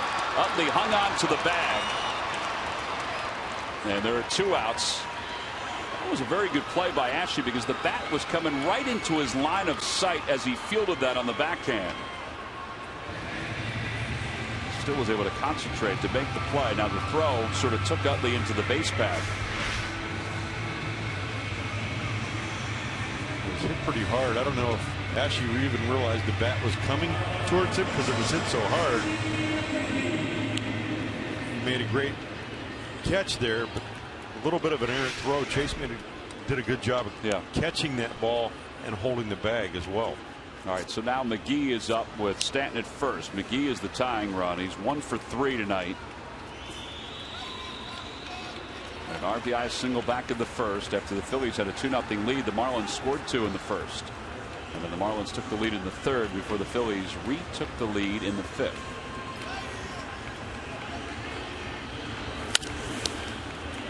One.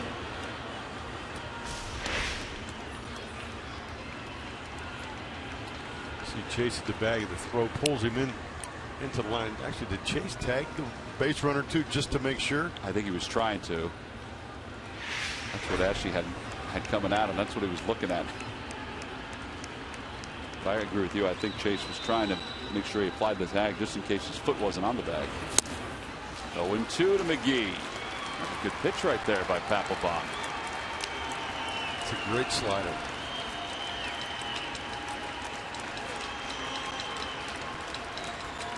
See, and with Jonathan being able to command the fastball in, McGee, he's got to protect in, but also try to protect away, and it's tough when you're facing a guy that can command both sides of the plate. The 0-2 pitch coming. He laid off the high fastball. He almost went after it, and it's 1-2. 93-mile-an-hour fastball. He's loose. He's had plenty of rest. He's been throwing out on the outfield a little bit more often, it seems, just to kind of keep himself in check. It's 1 ball and 2 strikes to McGee. Stanton leads off first. He goes, and the pitch is high, 2-2.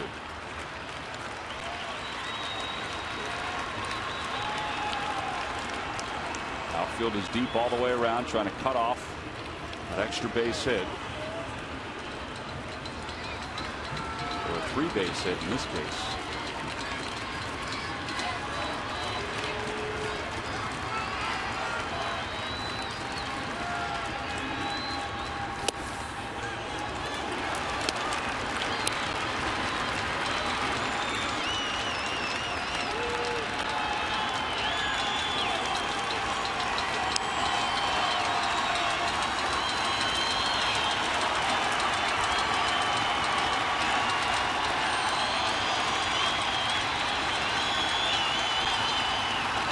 So 3-2 pitch. Outside, ball 4. That'll put runners on first and second with 2 men down. Second walk issued by Papelbon.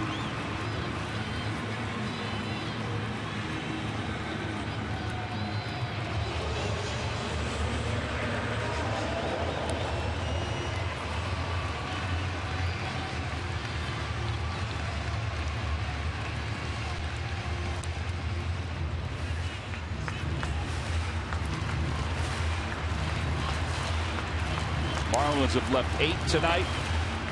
They are 3 for 11 with runners in scoring position. The Phillies lead it by 2. Stanton's at second, McGee's at first, and Garrett Jones, who has 2 doubles tonight, he's 3 for 4, is the batter.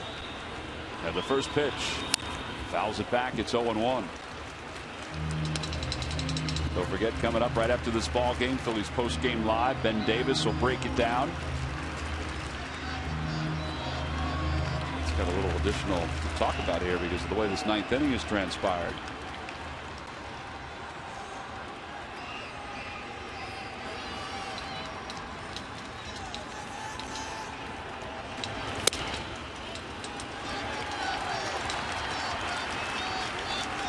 Ruiz again out to the mound to talk to Papelbon. Now they say that sometimes Papelbon speaking that they'll go over a couple of different pitches here. Kind of talk about how they want to throw the next 2 pitches, particularly with the runner at second base, so there's no signs that it's being picked up by anybody. You got to make the first pitch before you get to the second pitch. No question. Some can do that, some can't.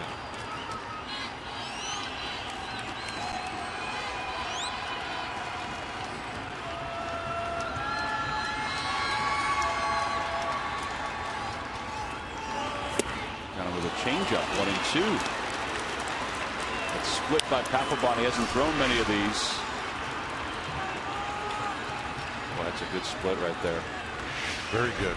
Again, it's one of those pitches that's going down out of the bottom of the zone. You really, as a hitter, you really can't do a whole lot with. See if they back it up and go again. They do. It's floated out toward left center field in no man's land. It's going to drop for a base hit. A run will score. Going to third is McGee. An RBI single for Garrett Jones. It's now a 6-5 ball game.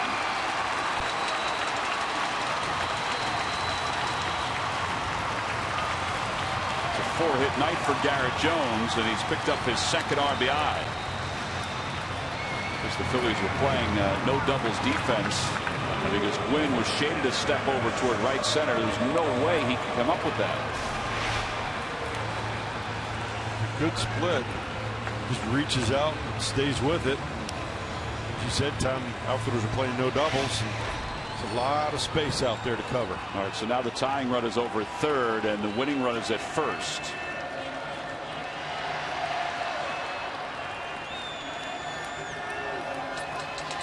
They're laying down the signs in case Jones decides to creep off first.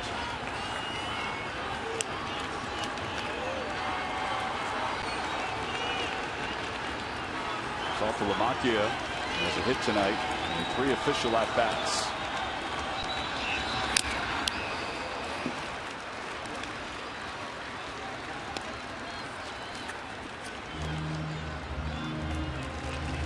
Papelbon's scoreless streak is now over after 15 innings, dating back to the 5th of April. This is the run that scored on the base hit by Garrett Jones.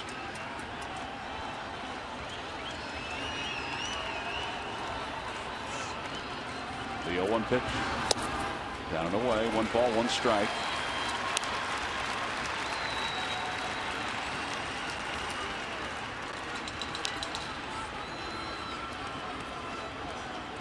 Carlos has to realize, too, if he's going to call that split, he's got to be ready to block the ball, too, for the man on third base.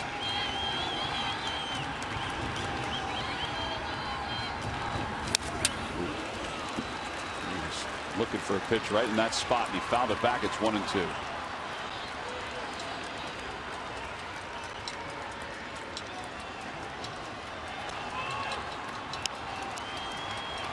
The run that Papelbon just allowed is only the third in 22 innings of work against the Marlins in his career. There's a big pitch right here. The count, 1 ball and 2 strikes.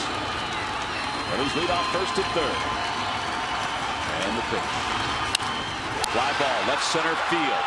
On the run is Gwynn into the alley, makes the catch, and the ball game is over. Jonathan Papelbon records the save. It got a little dicey here in the bottom of the 9th inning, but the Phillies hang on to a 6-5 victory over the Marlins. So that's 3 in a row for the Phils as they begin this 3-game road trip with a victory over Miami. The winner, A.J. Burnett, it's his 150th career victory. And the save to Jonathan Papelbon and